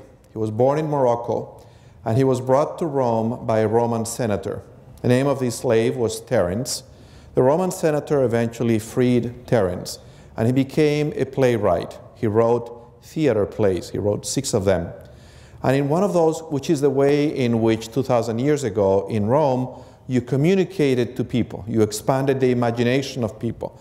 You helped them think about what was possible. And in one of those plays, Terence says, I am human, and therefore nothing of that which is human should be foreign to me. And so this idea expresses the aspiration of global citizenship. This idea that the capacity that we have to identify with others who may look different to us, who may have a different race, religion, social circumstance, gender, that capacity is that which makes us human. But it took a long time for that aspiration to materialize in an institution that actually helped people develop that capacity. Now, there were 2 or 3 key developments in that history. One took place 500 years ago in the island of what is today the Dominican Republic, 20 years after Christopher Columbus arrived on that island. And in that island, on a Sunday, a priest, a Catholic priest, Father Fray Antón de Montesinos, in his sermon, he tells the people who are sitting there, including the governor, who was Christopher Columbus's son, why do you treat your brothers in this way? He's referring to the fact that the Spanish colonizers have enslaved all the people who inhabited that island before they arrived, the indigenous people. And he tells them, have they no soul? Why do you treat them that way? And that is a revolutionary idea.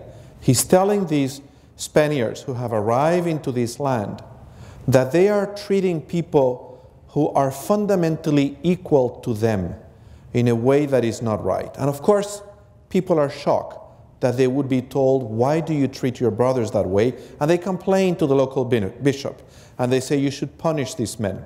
But he comes back the next Sunday with a vengeance, and he insists on the message. And that message is the beginning of the idea of universal human rights. That message that whether you're indigenous or Spanish or black or white or Christian or Jew or Muslim, you're fundamentally equal, is a very powerful revolutionary notion that we are all in this together. Another person to put forth a similar idea 100 years later was a Moravian minister. His name was Jan Amos Comenius. And Comenius lived his life as a refugee because his religious views were not shared by many. In fact, he was so harassed by people who didn't share his views that some of those people set his house on fire. And he realized that life for him and for his wife and for his 2 children was at risk. So he began a long journey as a refugee. And as many refugees in that journey, he lost his social ties. He lost the community that was familiar to him. And in that journey, his wife got sick, and eventually the children got sick and they died. And Comenius ended his life in Amsterdam. And at the end of his life, he looks back to the violence that he has experienced, to the violence that many people have experienced, and he asks, why do we treat each other this way? Why do we exercise this kind of violence against other people? And he says it's because we don't know a better way to work out our differences, to find the humanity that we have in common. And he proposes every person should be educated so we can have peace. Now that's a very profound idea. The idea that what will give us peace is education, so we find the humanity in the other. But of course, 400 years ago, we don't know how to do that. It's just an idea. So it took another 2 centuries and a lot more violence for us to finally discover that. And so public education begins less than 200 years ago around the world. But for most of humanity, it only begins after another horrific episode, World War II. World War II, a terrible time of violence where we used a lot of talent, a lot of energy, a lot of resources in the extermination of 6 million Jews and about another 6 million other people because of our inability to find the humanity we have in common in the other. And it is at the end of that terrible war, 1947, that a group of people meet together and they ask, how do we make sure this never happens again? And they say, we are going to have to build a world in which every human being has some basic rights simply because they are a human being. It's the same idea that Father Montesinos had expressed 5 centuries earlier. And so they draft what I think is one of the most beautiful documents ever produced by humanity, the Universal Declaration of Human Rights. If you haven't read it recently, I recommend that you read it. And in those 30 articles, it basically says, this is what it will take to build a world at peace, to create a set of institutions that will help us provide every human being these basic conditions. And so the entire UN system, including UNESCO, is created to advance that vision. And I'd say it's an early work in progress. I think it is not coincidental that the declaration, which I think is adopted in 1948, is being drafted at the very same time that the first images of the Earth from a satellite are beamed. 1947 is the first time that humans have a view of the Earth from space. And that is very powerful because from that vantage point, from that perspective, it is so clear that we're all in this together. It is so clear that there is no us and them from space, that we're either going to make it together or we're going to sink together. And so the notion of global citizenship is nothing more, nothing less than helping every person understand that.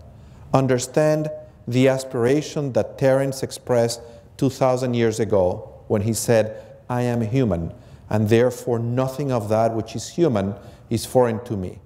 To understand the aspiration that Comenius expressed 500 years ago when he said, we should provide every person with the means to work out their differences with others in peaceful ways so we can have peace in the world.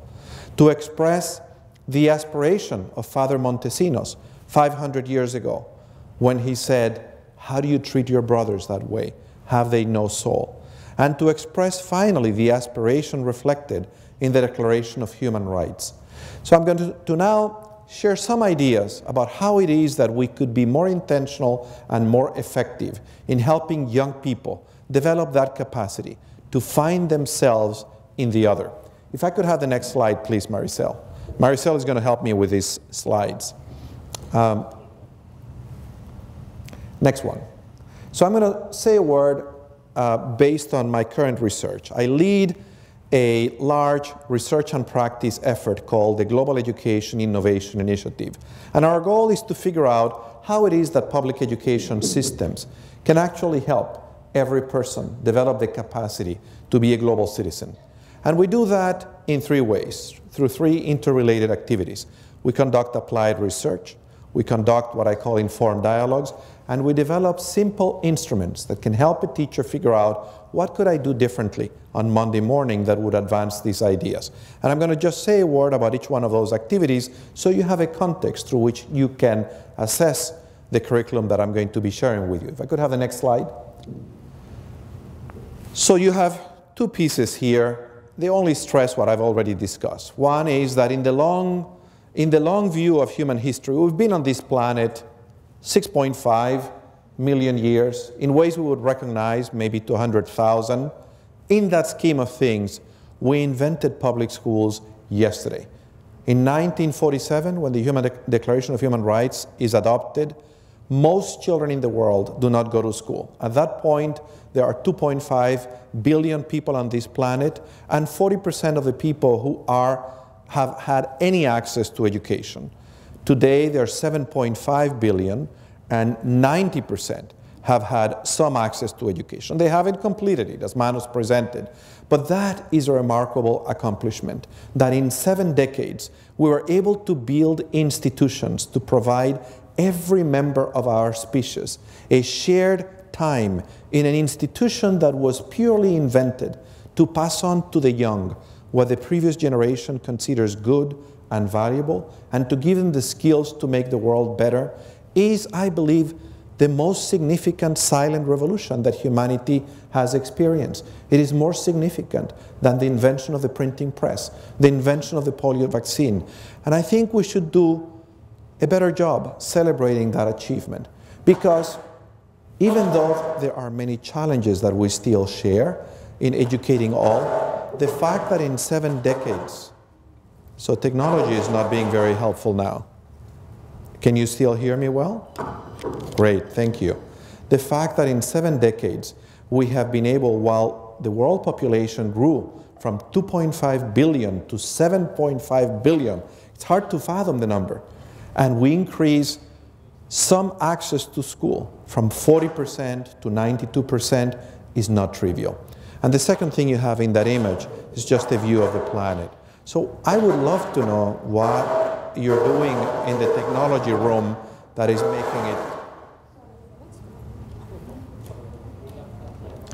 making it challenging for you to hear me well. Is that better now? All right, good. Can I have the next slide, Maricel? So these are the goals of the initiative. I've just described them for you. Next slide, please. Can I have the next slide? Is this better now? If you don't touch anything, there is no reason why this technology should be acting up. Oh. Now, figuring out how it is that we transform institutions to empower every student. They are coming. Yeah, but let me just try to continue. And if not, I will ask you to come to the front and I will project my voice, okay? So the reason trying to develop the capacity of schools to educate global citizens is an adaptive challenge is threefold.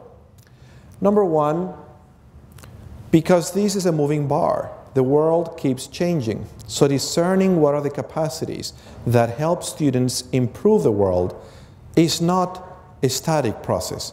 50 years ago, for many people whose parents hadn't gone to school, learning how to read and write was extremely transformative and empowering.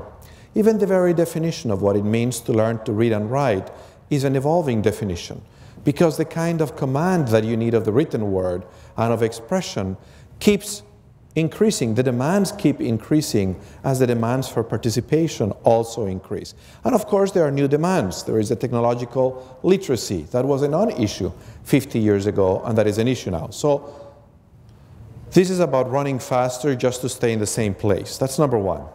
Second reason it's an adaptive challenge is because figuring out how to transform schools to make them more relevant is not something that any single institution can achieve. It requires bringing together different communities of practice, policymakers, people who advance knowledge, and people who are involved in transforming practice. And then lastly, understanding how to translate knowledge about what changes into what we should be doing differently is more than direct translation, requires an act of design, of invention, of engineering. It's about creating that which does not exist. Can I have the next slide?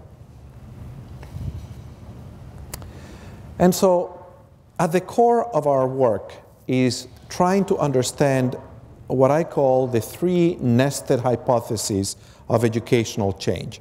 At the core of any hypothesis about educational change are ideas about what is it that young people should learn to function in the world and to improve the world. And this is a hypothesis that is very important, but too often unattended. For example, if you look at the right to education, if you read the language of Article 26 in the Declaration of Human Rights, there is tremendous moral clarity about what it was that people should be learning. A moral clarity that I think was abandoned in the remaining 70 years, in part because it is very difficult to get people to agree on what is it that would cause people to work out their differences in peaceful ways. So given those challenges, and for practical reasons, many international development institutions adopted instead two much simpler goals. One, the goal of making sure that kids went to school, and second, the goal that they learn some basic skills, the literacies and numeracies. It is no accident that in existing national education systems that are part of the structures of accountability that Manos was talking about, all of them measure where they exist literacy and numeracy. Very few of them measure things like citizenship, the capacity for citizenship, or the capacity for entrepreneurship, or the capacity for creation.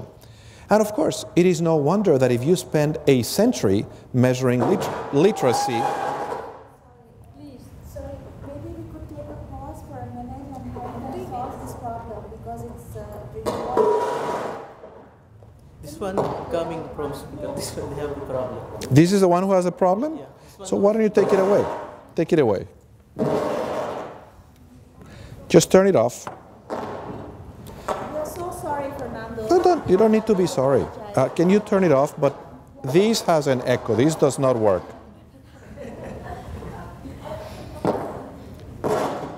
Why don't you turn all the systems off? I can project my voice. Just shut them off, okay? The only reason we need the systems is for the interpretation. I understand, but the challenge is that with the system that we have, no one can hear anything. And so I'm going to project my voice. I'm going to ask the translator to make an effort to listen and to translate. It's the best we can do.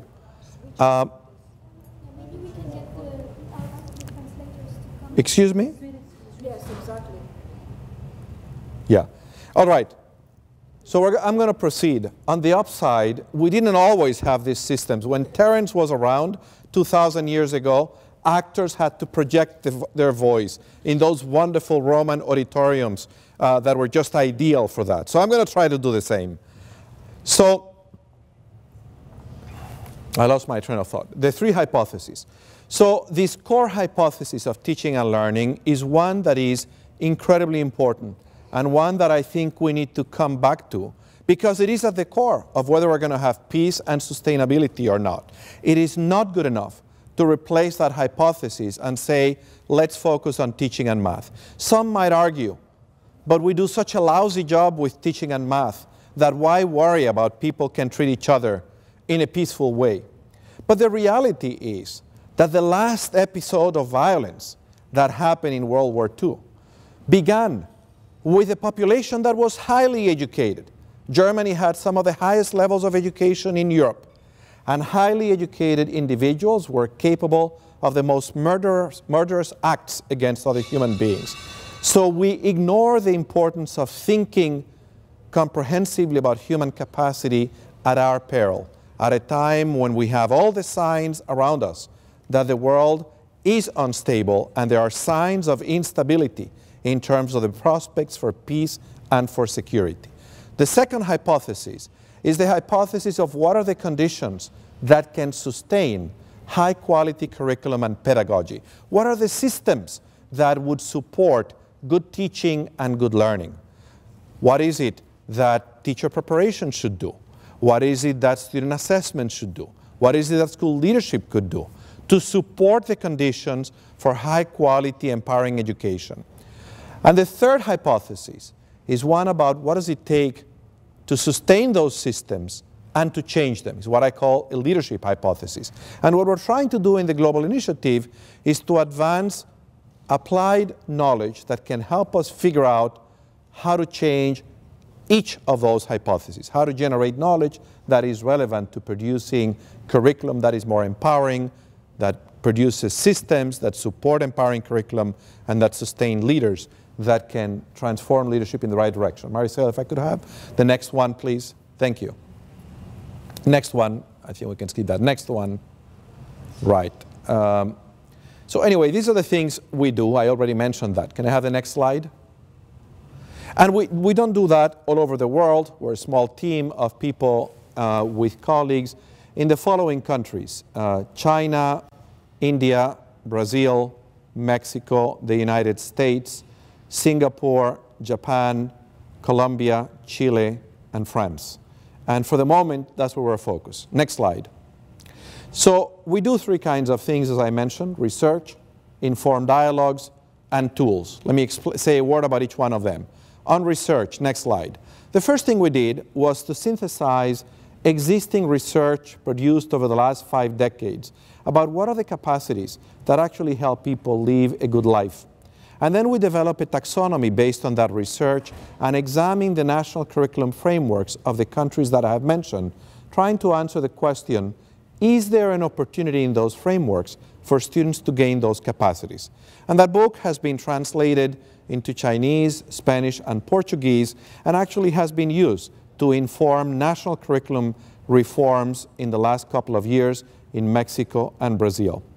We just completed a study that then looks at the question of how do you help teachers develop the capacities to teach to the whole child, to help students gain these competencies.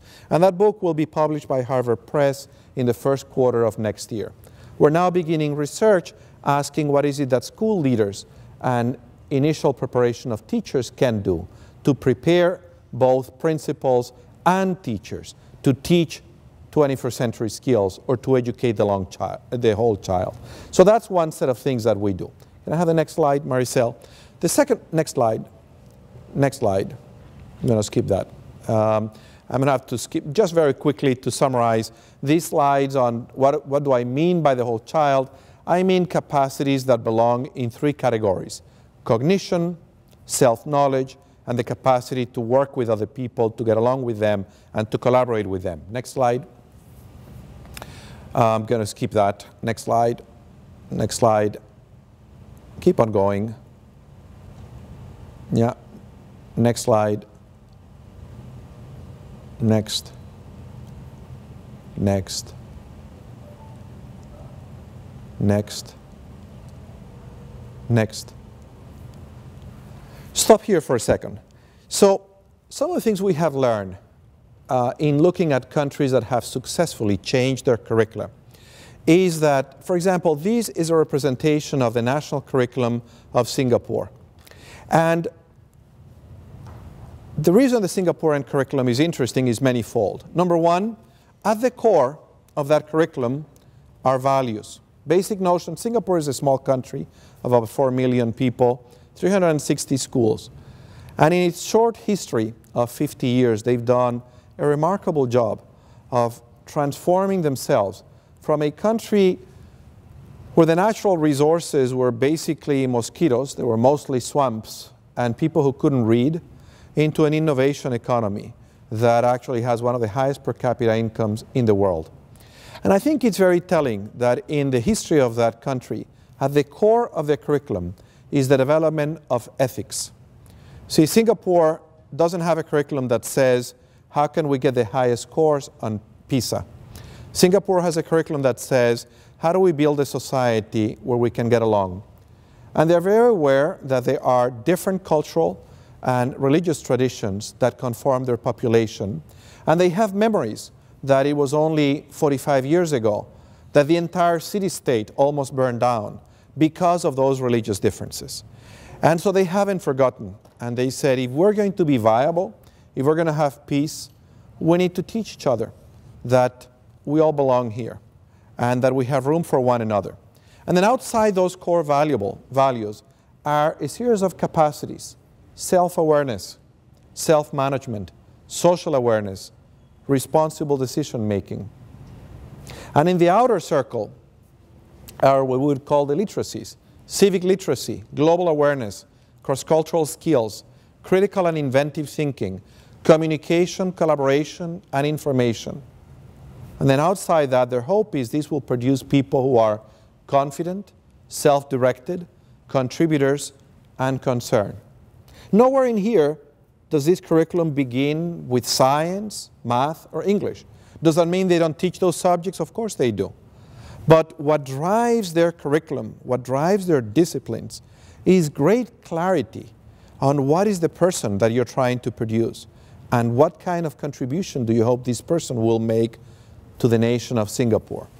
The other reason this is here is because it all fits in one slide. It's not a 500-page document. It's not a lot of words. It's not a complicated thing. One of the things that has surprised me as I have visited schools in Singapore is that everywhere I go, I ask them the same question: what are you trying to do when you teach? And what I hear from teachers, from principals, from staff at the National Institute of Education, from staff in the ministry, is a version of this. They all speak from the same script. And when you have an entire education system where there is true shared vision, it's remarkable what you can achieve. Now, what I'm going to propose in a moment when I suggest how to develop curriculum that is aligned with the Sustainable Development Goals is that we need similar coherence and similar alignment if we're going to be able to move the needle. That it is not very helpful that we all say we agree that we should be educating global citizens, but then when you ask people what do you mean by that, you have 1,000 different definitions. That is the way not to move the needle. Can I have the next slide, Maricel? Thank you. Next slide. Well, the second thing that, no, let me go back. Second thing Singapore has done, once you have clarity of vision, you can then do the next step, which is to ask, what should teachers learn and care about and be able to do so they can help students gain those capacities. And so they have aligned their entire programs of teacher education, pre-service and in-service, as well as school principal preparation on behalf of that vision. And they're in the process of figuring out how do you align the assessment systems, the accountability structure behind those ideas. So clarity of vision, and vision that begins with what is it that students should learn, is a no-brainer, but it's an obvious thing that is lacking in many education systems. Can I have the next slide? Next slide. Next. Second thing that we do is to produce informed dialogues. I began my career many years ago working in Pakistan. I spent 2.5 years of my life traveling around that beautiful country doing the first large study of elementary schools, 500 elementary schools. And I thought I had learned something about why in some schools children learn at high levels in math and science, and in others they didn't. And at the end of those 2.5 years, I had the opportunity to share those findings with a distinguished group like yourselves. And not much happened. We spent 3 days together, and I was unsuccessful at communicating. And so I learned the hard way that if you want people to read books, you have to do more than write books. That if you want people to care about your ideas, you should first try to figure out what do they care about.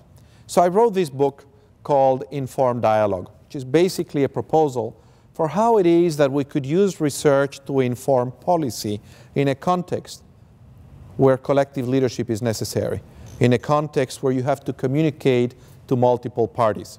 And so part of what we do in the initiative is to architect such informed dialogues. I'll just give you 2 examples. Next slide. Next slide. So in Massachusetts, we have 80 institutions of teacher preparation. And we're trying to make sure that we have some collective leadership. We're trying to make sure that we develop shared vision. So we've done 3 very simple things. One was to bring leaders of all those institutions together in a conversation about what are we trying to do and how does that align with the standards that the state has adopted for teacher preparation. We also invited to that conversation our colleagues from Singapore, and we asked them to explain to us what they did. Then I took 25 of those leaders and traveled with them to Singapore. We spent a week there trying to understand on the ground how they do teacher preparation. And then I said, why don't you each write what you learn?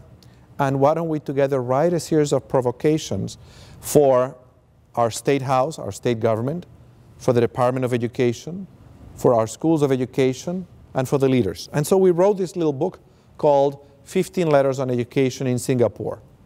And something happens when you write a book and you make it available for very little money, which is people may read it. And because this book had as authors some of the leaders of that institutions, that book is now required reading material in our teacher education schools. And that means that faculty and students are talking about what is it that Massachusetts could be doing differently so that we have more coherence between our aspirations and the ways in which we prepare teachers. Other countries have found that valuable. The country of Mexico thought that they could do the same thing without actually having to go to Singapore, so they translated the book. And they're using it in their own institutions of teacher preparation. Next slide. This is another example of a collective leadership. Exactly a year ago, I brought together some of my colleagues in the initiative to discuss the challenge of how do we bring 21st century education reforms to scale. See, when we started this work 4 years ago, I thought that we were not going to find very many examples of 21st century education, that somehow 21st century education would have to be invented. To my surprise, what we found is that there are many examples of 21st century education, but very few of them have reached any scale. And so the challenge is really one of understanding why. Why good work at a small scale has not become the norm. And so we had a think tank. We spent 2 days at Harvard understanding what are those barriers and what are the opportunities for bringing that to scale. And we developed out of that a roadmap for our colleagues in each of these 10 countries to conduct one of those informed dialogues in their countries, to bring together stakeholders that together can collectively advance transformation of public education. And if you're curious as to what that plan looks like, those ideas are, you can read that book, Empowering All Students at Scale. Next slide. The third set of things we do is to develop simple tools that can help people figure out, what do I do differently tomorrow? So one such simple tool is a very simple framework to help any jurisdiction figure out how do you produce more coherence in how you prepare your teachers. So teacher preparation is, like accountability, as Manos presented it, a complex system. It's not like flicking a switch. It's not a process that is triggered by a single action, but it's a complex that is triggered by synergies among a range of actions. And you can map what those actions are and what the actors are. And the first step, if you're going to have collective leadership, is to show that model. That's why I said I had enjoyed the animation, because it does a very good job at showing that system, at making transparent that system. And so in this tool that we have developed, which is called Connecting the Dots, and anyone can download it. It has been published in Arabic, by the way. You can find these in Arabic. We have a few copies of that here. Is that correct? In the back. We present what are the elements of a coherent system of teacher preparation and support so that your teachers can actually empower students to be global citizens. The second set of tools we have developed, can I have the next slide, Maricel, are these 2 books. The first one, titled Empowering Global Citizens, is a curriculum from kindergarten to high school aligned with 3 key documents. First one is the Universal Declaration of Human Rights. Second, the Sustainable Development Goals. And third, the Global Risk Assessment Framework produced by the World Economic Forum. And we spent some time studying those documents, and we asked the questions, what should a high school graduate know, care about, and be able to do so we actually can advance human rights, achieve the SDGs, and understand and minimize the main risks that we face. They are all quite related, actually. The main risks that we face are the antithesis of the SDGs. And so once you're clear on what those capacities are, then it's a matter of design to figure out what learning experiences should you provide students so that over time they develop those capacities. And once you're clear on those learning experiences, then it's an exercise, again in design, in organization, to sequence them into a developmental trajectory that can take a student from kindergarten to high school in developing real expertise, real depth in those capacities. So that first curriculum is being taught in a number of schools around the world. The first school to teach it is it's an elite independent school in New York City. The name of that school is the Avenue School. If you want to see, that school was built around that curriculum. Avenues has just opened a second school in Brazil. And if you want to see what a school that is architected around that curriculum, you can visit the Avenue School. But the curriculum is public and available for anyone who wants to use it as of August of last year. So there are now many different schools that are implementing adaptations of that curriculum around the world. Adaptations because the curriculum is quite demanding. The curriculum hopes that people will devote, that educators will devote 10 hours a week, between 8 and 10 hours a week, from kindergarten to high school, to a specific course, a new course called the World Course. That would be the axis, the center of everything else that is taught in the school, science and math. And for many schools, it's not easy to all of a sudden create space for a new course and devote to it 10 hours a week. So that's why we develop a simpler version of that curriculum, which is this book, Empowering Students in 60 Lessons. And what that book is, it's a much simpler, that book contains, as Faryal mentioned in the introduction, 3 very simple things. In many ways, that book is a reflection of my learning about all the mistakes we made when we designed the first book. And so those mistakes, in working with schools that tried to implement that curriculum, I realized what was wrong with that curriculum. What was wrong was, number one, that in order for global citizenship education to be effective, it cannot be the solitary work of 1 or 2 teachers.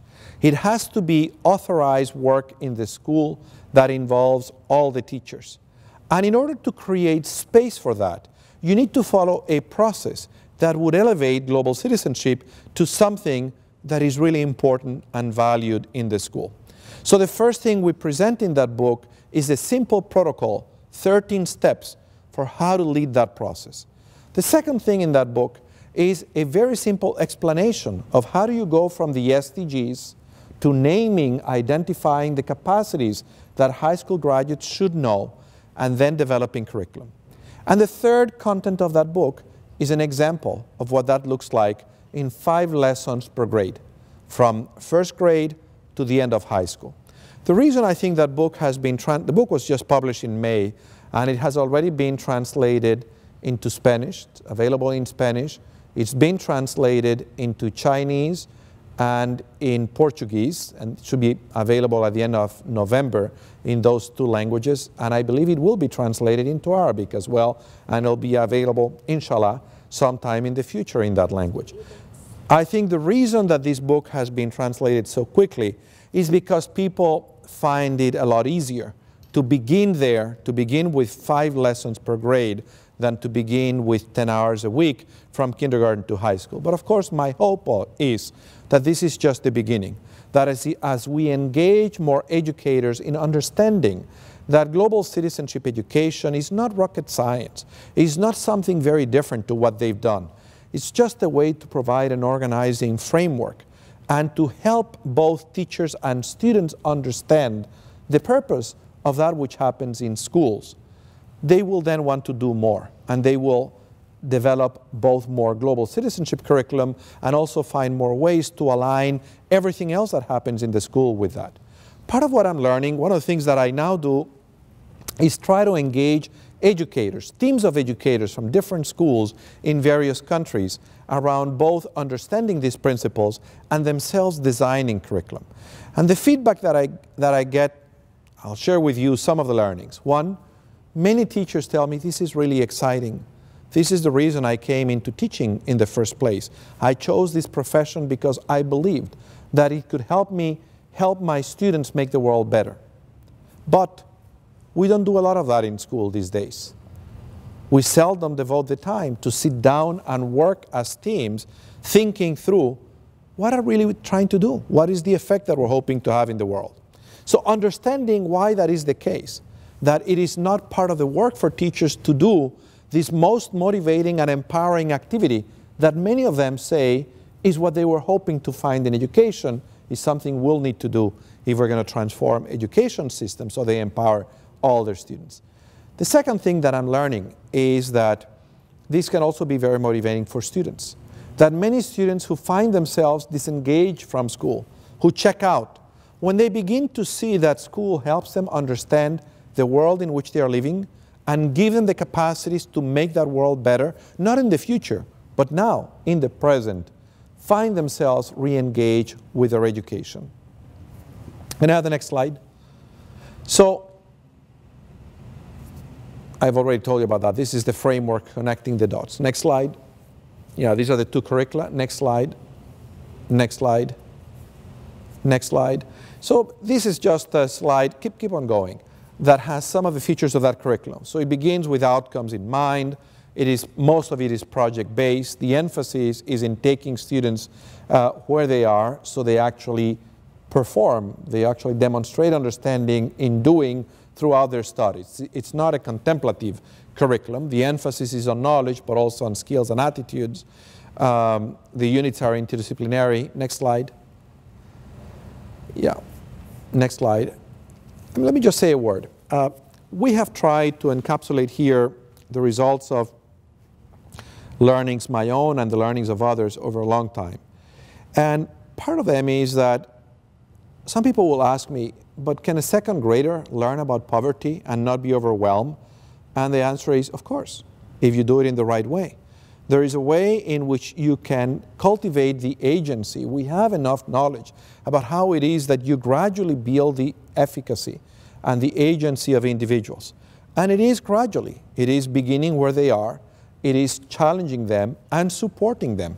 That's why you need a curriculum that is progressive, where every grade builds on what the previous grade did.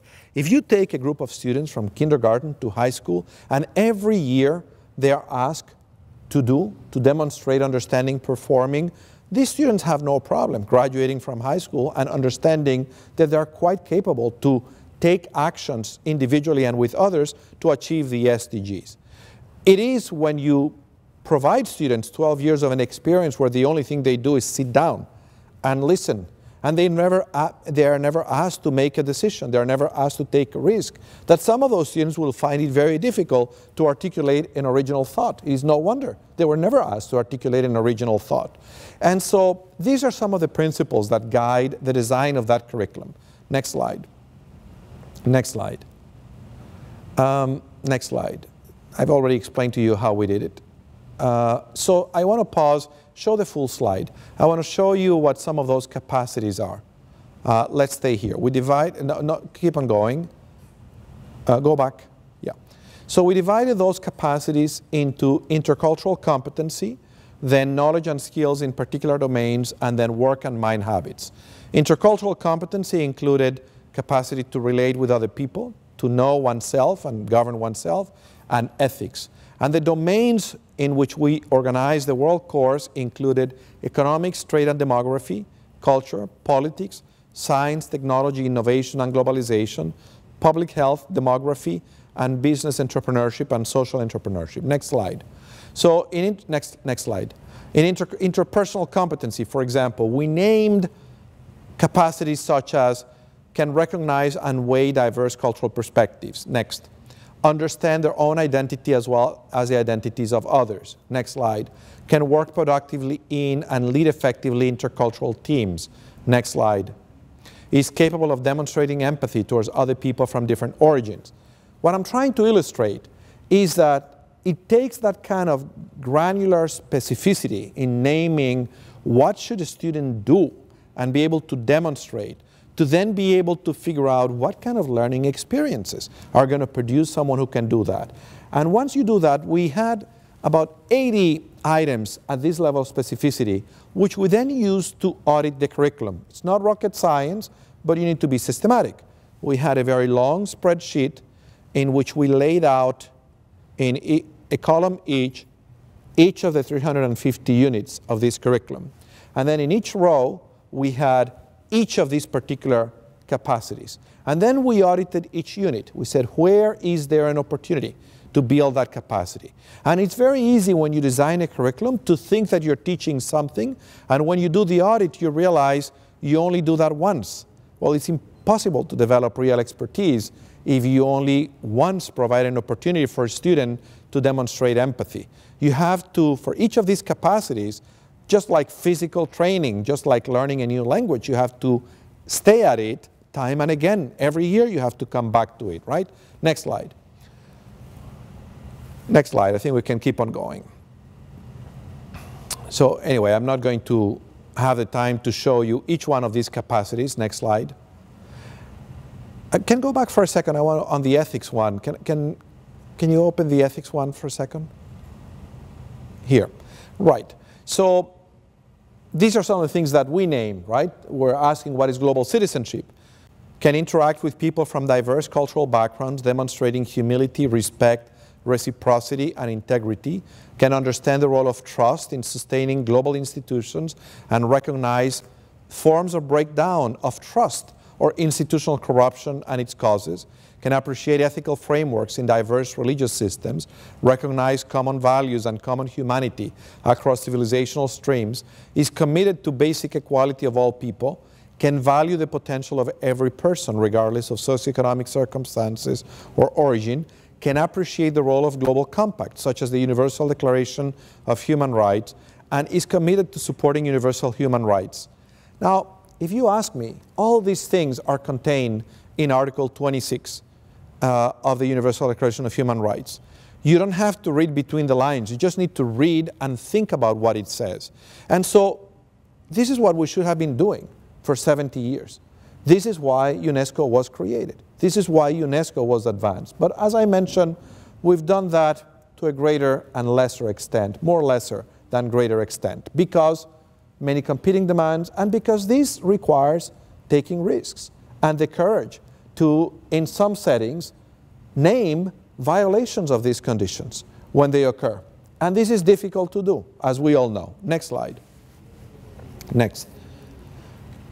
Okay, the last thing I wanted to do is just walk you through the 13 steps. Keep on going. The 13 steps in this curriculum, 60 lessons, and then the theory behind how it is that I think one curriculum can help us actually build a movement that begins with schools and eventually gets us to having real improvement systems. Next slide. Next slide. Next. Keep on going. Too many slides, obviously. Next slide. These are just some of the themes that organize each of the grades.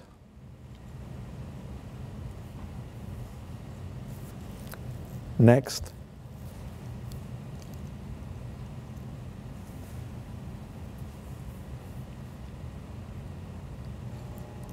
Next. Next. Yeah, so I've told you what these three contents are. So these are the, yeah, next slide, next slide. Yeah. So these are the 13 steps. Next slide. So if you want a school to actually create space for global citizenship, these are the simple 13 things you need to do. First thing is put someone in charge, a team in charge. Second, have them study the SDGs and spend some time then articulating what are the capacities that graduates should have. And you don't need to start from zero. You can just read these two books that I've mentioned, and you can decide how you're going to change that, how you're going to adapt it. Next slide. Develop a framework of knowledge, skills, and dispositions. Next slide. Once you've done that, you then should go back and say, how much of these are we doing already? Where in our curriculum are there opportunities to build those capacities? Do the audit that I mentioned. Take all your subjects, all your units, take that framework and do a careful audit. It may take a while, but it may be very valuable. You're going to see the blind spots in your curriculum. There are things that you believe you're doing that you're not really doing. Most schools have a mission statement that says we produce ethical people. And then when they reflect what they teach, they realize there's nothing here to produce ethics. If anything, there are many practices that are allowed and to which people turn a blind eye that produce unethical individuals in the school. Next slide. Design a prototype then. Then figure out what you're going to be doing differently. Next slide. Then communicate. 80% of these is about communication. Next slide. Then make a decision and figure out how you're going to execute on that vision. Next slide. Then figure out what you need to advance these. Next slide. Then develop some kind of a simple dashboard that tells this leadership team what are you going to pay attention to so that you know whether you're on track and how you're going to course correct. Next slide. Then develop a strategy to make sure that others come along. You're not leading if other people don't come along. So this is 80% is communicating to all the key stakeholders what you're trying to do. Next.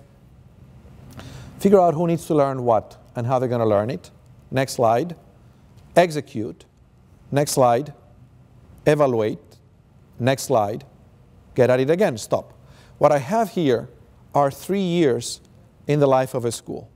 So the most important thing, I have learned in doing this work with educators around the world that some people are so interested in perfection that they never have the courage to take the first step.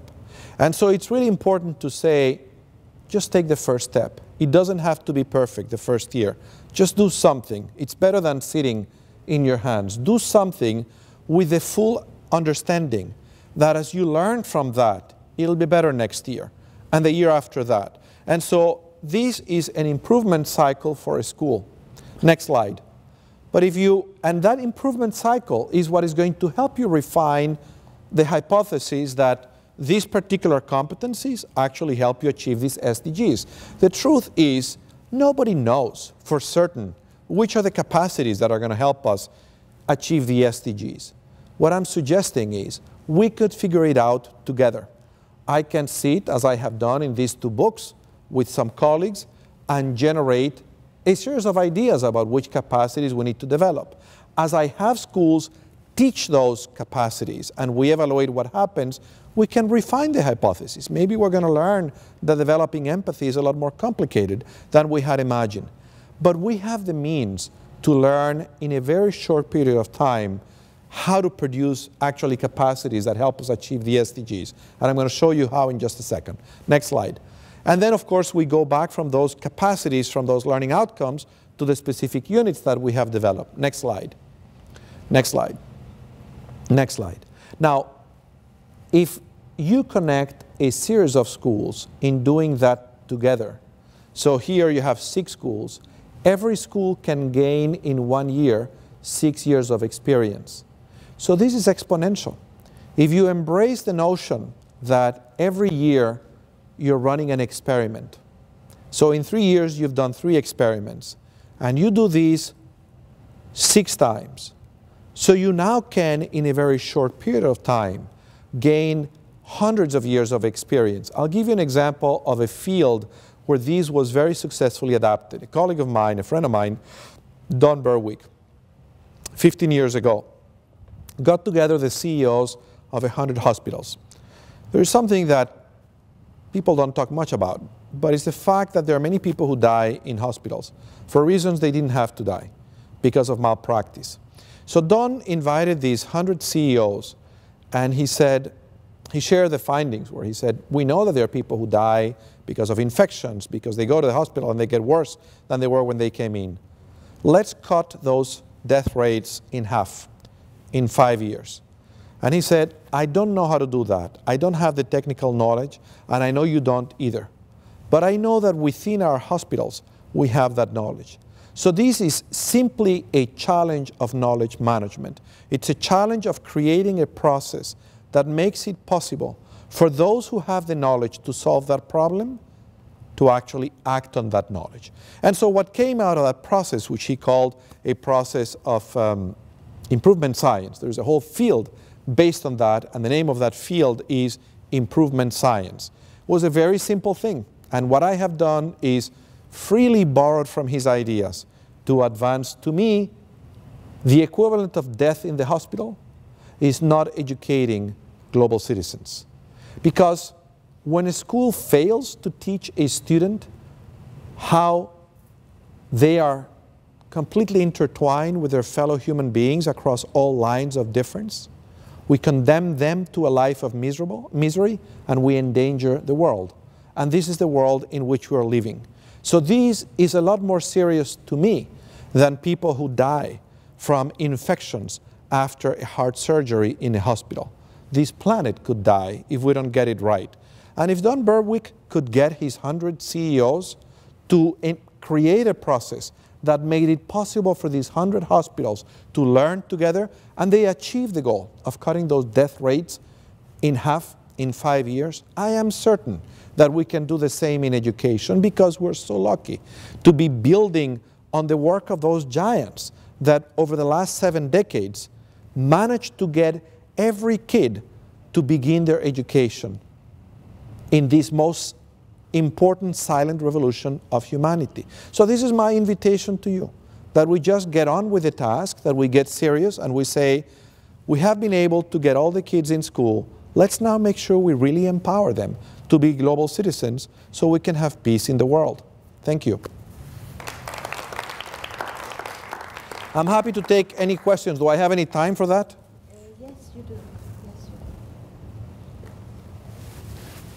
do. So, is there any questions? A very simple question. You are talking about, and I'm very glad that you're talking about cultural differences and cultural environment, and of course, sorry, this very depends from where we are. Based on what your presentation, and thank you very much, it was very enlightening for me.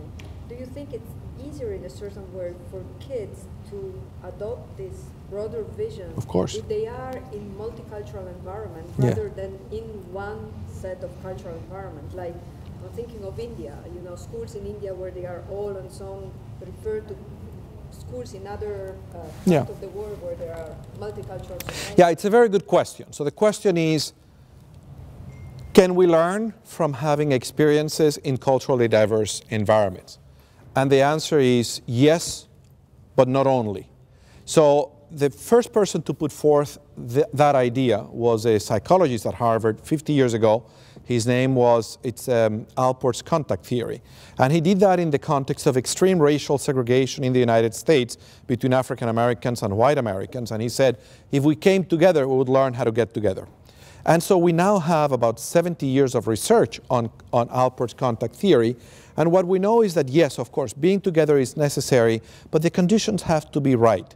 If you bring people together in conditions of extreme differentials of power, for example, where there is no equality, you reinforce these views of dominance of one group over the other. So yes, I think that having cultural difference is wonderful raw material out of which to teach children to find the humanity they have in common with others.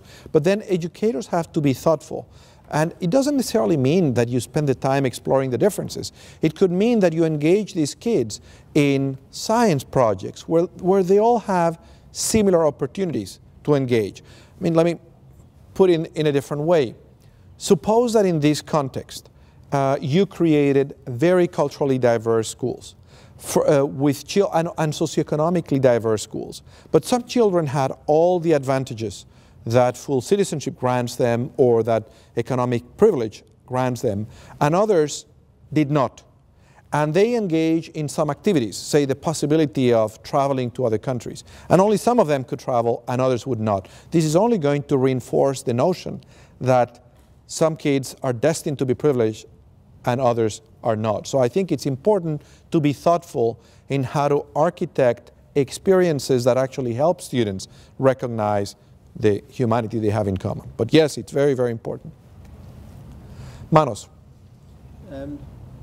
Your book refers to students, and you mentioned particularly children. In our report last year, we're saying that the goal SDGs is about improving lifelong learning opportunities, and we said that's very important. And we said that lifelong learning opportunities are very important because if we take one approach, our challenge is that they are so urgent, and if they have to be back by 2030, and the decisions that need to be taken by then will be taken by people who have long left. By adults, yeah. How does your approach relate to the needs of adults to address? So it's a very good question. I am not focusing on adults, but it's interesting that some people who have read this work say this applies to adults. So for the first book, for example, I sent the book to a range of individuals to get their views. One of them is Pony Ma. Pony Ma is the creator of the China version of Facebook. And he read it and he said, I need this for my workers. And he designed training programs for people in his company based on the same idea. So obviously others are thinking the way you do, which is that we cannot wait 60 years until we engage people in the workforce to develop these notions. I'm not focusing on that. I simply because of my own limitations in my own capacity, I need to stay focused on a few things and try to do the best I can with those. And at the moment, I'm focused on schools, on K through 12. But I agree with you that we need more people to be thinking about how to do that, including when I think about adults, teachers. How do we construct those opportunities for teachers to gain those capacities? So it's important. It's not something that I am doing, but I suppose like any learning challenge, it's just a matter of deciding, do you want them to learn it and how you're going to create the opportunities for them to do that? Yes. I have a question. Yes. Can we give you a mic so everybody can hear you? Yeah. I want to ask about the curriculum developed. Is it You want to ask about what? The curriculum developed, yeah. Is it context friendly as well as, enable students or context? Which context? I'm sorry, I missed the first part of your question. The book you mentioned, 60 lessons. Yes. It is to be applied in any country. Does it enable students to be context conscious as well as conscious of the global context? Yes, it is designed to do that. In fact, both of these books posit the notion that the best pathway to global citizenship begins in your school and in your community. If you take any of the SDGs, this is not about beginning thinking about the UN. For example, think about zero poverty. The curriculum we designed for New York in a very privileged school where kids pay $50,000 a year to attend begins with poverty in New York City and then helps you understand that this is connected, that this concept is a concept that transcends a city or a nation. It's about helping students understand that they're members of communities that are nested. But a lot of the emphasis in building citizenship includes building citizenship in their schools and in the local context. And the reason, and so these two books obviously are not specifically about the context in Qatar. I think they serve as prototypes in hopes that Qatari educations, as they look at educators, as they look at this curriculum, they say, how do we need to contextualize them? So as I mentioned at the moment, I am doing work with educators in a few places, in Australia, in Colombia, in Hong Kong, in Shanghai, in Beijing, in a range of places. And in each of those places we have groups of anywhere between 35 and 60 educators who are taking this curriculum and finding how do we contextualize it. And the process of contextualization is again very simple. It begins, so both of these materials have thousands of hyperlinks to digital learning objects online, all of which are in English. So the first step of contextualization is finding, is there an equivalent material in a local language? That's really easy to do. Second step, once educators have done that, is to say, for the 60 lessons, is there a sixth lesson that we could write that be appropriate to our context? And again, that's very simple. And the third step, we haven't gotten there yet. This book was published in May. But my hope is that over time, people will abandon our 60 lessons. We didn't write this thing for people to teach these 60 lessons. We wrote these to invite people to engage in the design of curriculum and to remind educators that you all have the capacity to do this thing. What is novel is that this should be done aligned with the SDGs. and that there is again, a simple process, not rocket science, of going from the SDGs to human capacities and from human capacities to learning experiences.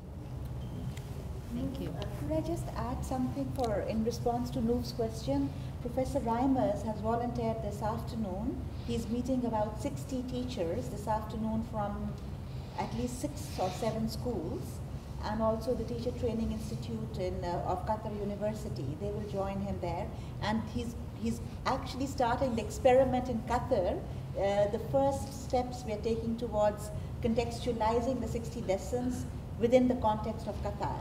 So it's not just Qatari schools, but also some of the embassy schools, like the Philippine schools, the Pakistani school, the Indian school, as well as we don't know who is coming, but we've sent out a range of invitations to about 30 schools. So let's see who comes today. But 65 teachers have already committed, and he's actually initiating the contextualization and adapting. And what is interesting is he's using the protocol to develop curriculum by grade level. So as he was mentioning that, grade 1, you build on, you start building the concepts, and then as you move up the grade levels, then it gets more, complex. But so anyone who is interested is welcome to join us today. It's in Abu Hamur at the Park Shama School from 2:30 to 5:30. So Professor Reimers is going to be working with 60 teachers there, and we will start this process thanks to his generosity. He's been very generous with his time and has volunteered to do this with the teachers. So you're welcome to join us. Please come to me, and I can give you the address where to come. What I have learned in this initiative that has the 3 legs I mentioned, applied research, informed dialogues, tool development, is that given that the challenge is scale, it is very important to translate ideas that are ambitious and complex into practices that are simple. And this is not an oxymoron. Simple scales well. And so simple doesn't mean simplistic. You can do something. The SDGs are a complex and ambitious proposal for how to build a world that is a lot more inclusive than the one we have. But you can translate that ambitious and complex ideas into a series of capacities and then bring that to 5 lessons. In fact, when we developed the 5 lessons, our goal was to do 1 lesson per grade.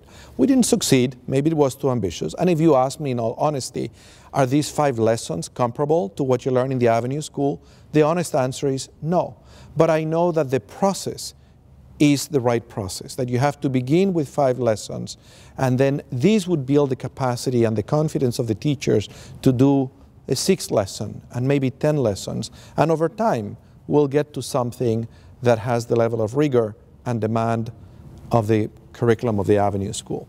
And over time doesn't need to mean another 70 years. I think we can get there within a decade. I have a question. Yeah. Thank you so much for your presentation. The question is, while doing your research, have you seen, for example, certain countries like a rise in nationalism and focus on the national history or the national culture that would overshadow the focus on global citizenship or present it as a challenge? And how do we communicate better that global citizenship isn't necessarily something that would clash with national values, nationalism in general? It sounds like you've read those books, because I talk about those things in both books. So I agree with the second part of your question, which is that having a global identity doesn't have to be at the expense of having a clear sense of national identity. I think that identities are complex. You can be a woman or a man and have one particular religious faith or another, and have a profession or another, and, right? And we don't have any problem with that. And the same is true with, you can be a member of a family and of a particular ethnic group and of a particular national group and a citizen of the world. And none of these things takes away from the other. They enhance one another. If those identities are integrated, they are articulated, they complement each other. I think this is not an idea that it takes time for people to understand this idea.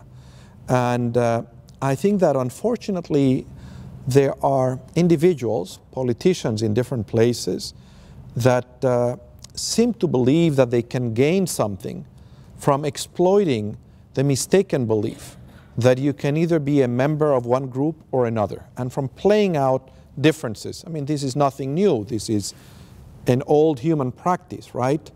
I think it was one of the great theoreticians of war, it was a German Prussian general, von Clausewitz, who said the first thing you need to do to prepare a people for war is to dehumanize the enemy, because no human being is made so they can take the life of another whom they consider equal. And so to some extent, just like there are many educators who are trying to use schools to help people understand the humanity they have in common, there are other interests that are trying to convince people that they are the chosen people and that others don't belong in the same club. I mean, that's why this work is important and urgent.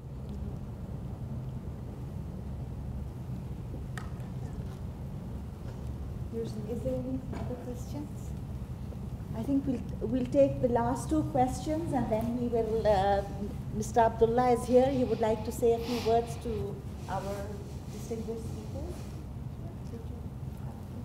I have more of a comment rather a question, and I'm talking from the standpoint of... For some reason your microphone doesn't seem to be working. Is it on? There you go, now. Thank you so much. I said I have more of a comment rather a question. And I'm talking from the standpoint of career development and career guidance. Part of the research that we have conducted here in Qatar is about identifying the gaps between education and workforce. And these skills or competencies that you have presented are very much in the core of bridging the gap that we have identified. So thank you very much. It has been really eye-opening and useful to share this kind of comments. And basically, these skills are very much needed not only within the educational context or framework, but also when considering the career guidance and career management skills that students need to develop. So thank you very much. Thank you. Thank you. The last question, I did see a hand somewhere. Okay. Mr. Abdullah, maybe give the mic to you. Professor Reimers, thank you very much. Thank you.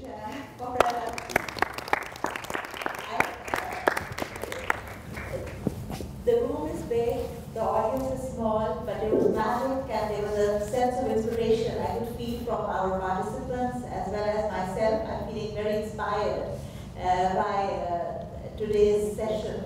And I think the timing is right in Qatar because Dr. Ahmad Al-Sunaiti, the Secretary General of the NASCOM, she is really launching a campaign now for raising awareness on the Sustainable Development Goal 4 in Qatar. So your presentation comes at a time where there is a ripeness and a readiness to take these issues. I think more than raising awareness, we also want to look at what are the implications for policy, but also curriculum reform and then capacity development for teachers in this respect. So thank you very much. Your session has also been taped, so we will have an opportunity to... And by the way, Dr. Amda watched online because she was WhatsApping me all the time and saying, Anna, I'm watching. So this is our Secretary General of the National Commission. So she's in Paris, but she watched. So it's been online, and thank you very much. And now we hand over to the NATCOM. السلام عليكم. حبيت أشكر أنا وليدي تتمثل يونسكو دوحة والأخ رياض والجميع المشاركين على حضورهم وتفاعلهم في هذه الحلقة النقاشية، وإن شاء الله نكون يعني بناء. حبينا نهدي وأيضا نشكر البروفيسور الدكتور أنطونيوس والبروفيسور فرناندو رامز، نشكرهم. Thank you for everything. ونعطيهم تشكاري الخبراء الدكاترة ونشكركم جميعا على حضوركم وإن شاء الله تكون هناك ورش قادمة إن شاء الله. شكرا جميعا. Thank you. So they have a small, yes. How am I going to try that? Thank you.